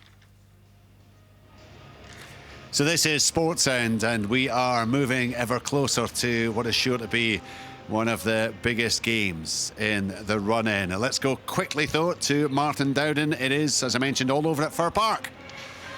It is full-time. Motherwell 2, Aberdeen 0. Motherwell don't lose goals here, just 1 in 4 months, and that proved the platform here today. Elijah Just fired home. Don't need to laugh so loudly. Elijah Just fired home across Bradfeet for the opener after being afforded all sorts of space in the box. Great goal, poor defending, and the home side had some incredible chances to extend that lead. Just was denied from close range. Saeed missed from 6 yards with the goal gaping, but there was an improvement from Aberdeen, a bit of a revival. Liam Morrison somehow missed with a free header at the back post. Toyosi Olisanya then guided a volley off the post, but Motherwell showed resilience to hold firm, and sub Jordan McGee saw the ball bounce off him and home to seal the win deep into injury time. Full time here, Motherwell 2, Aberdeen 0.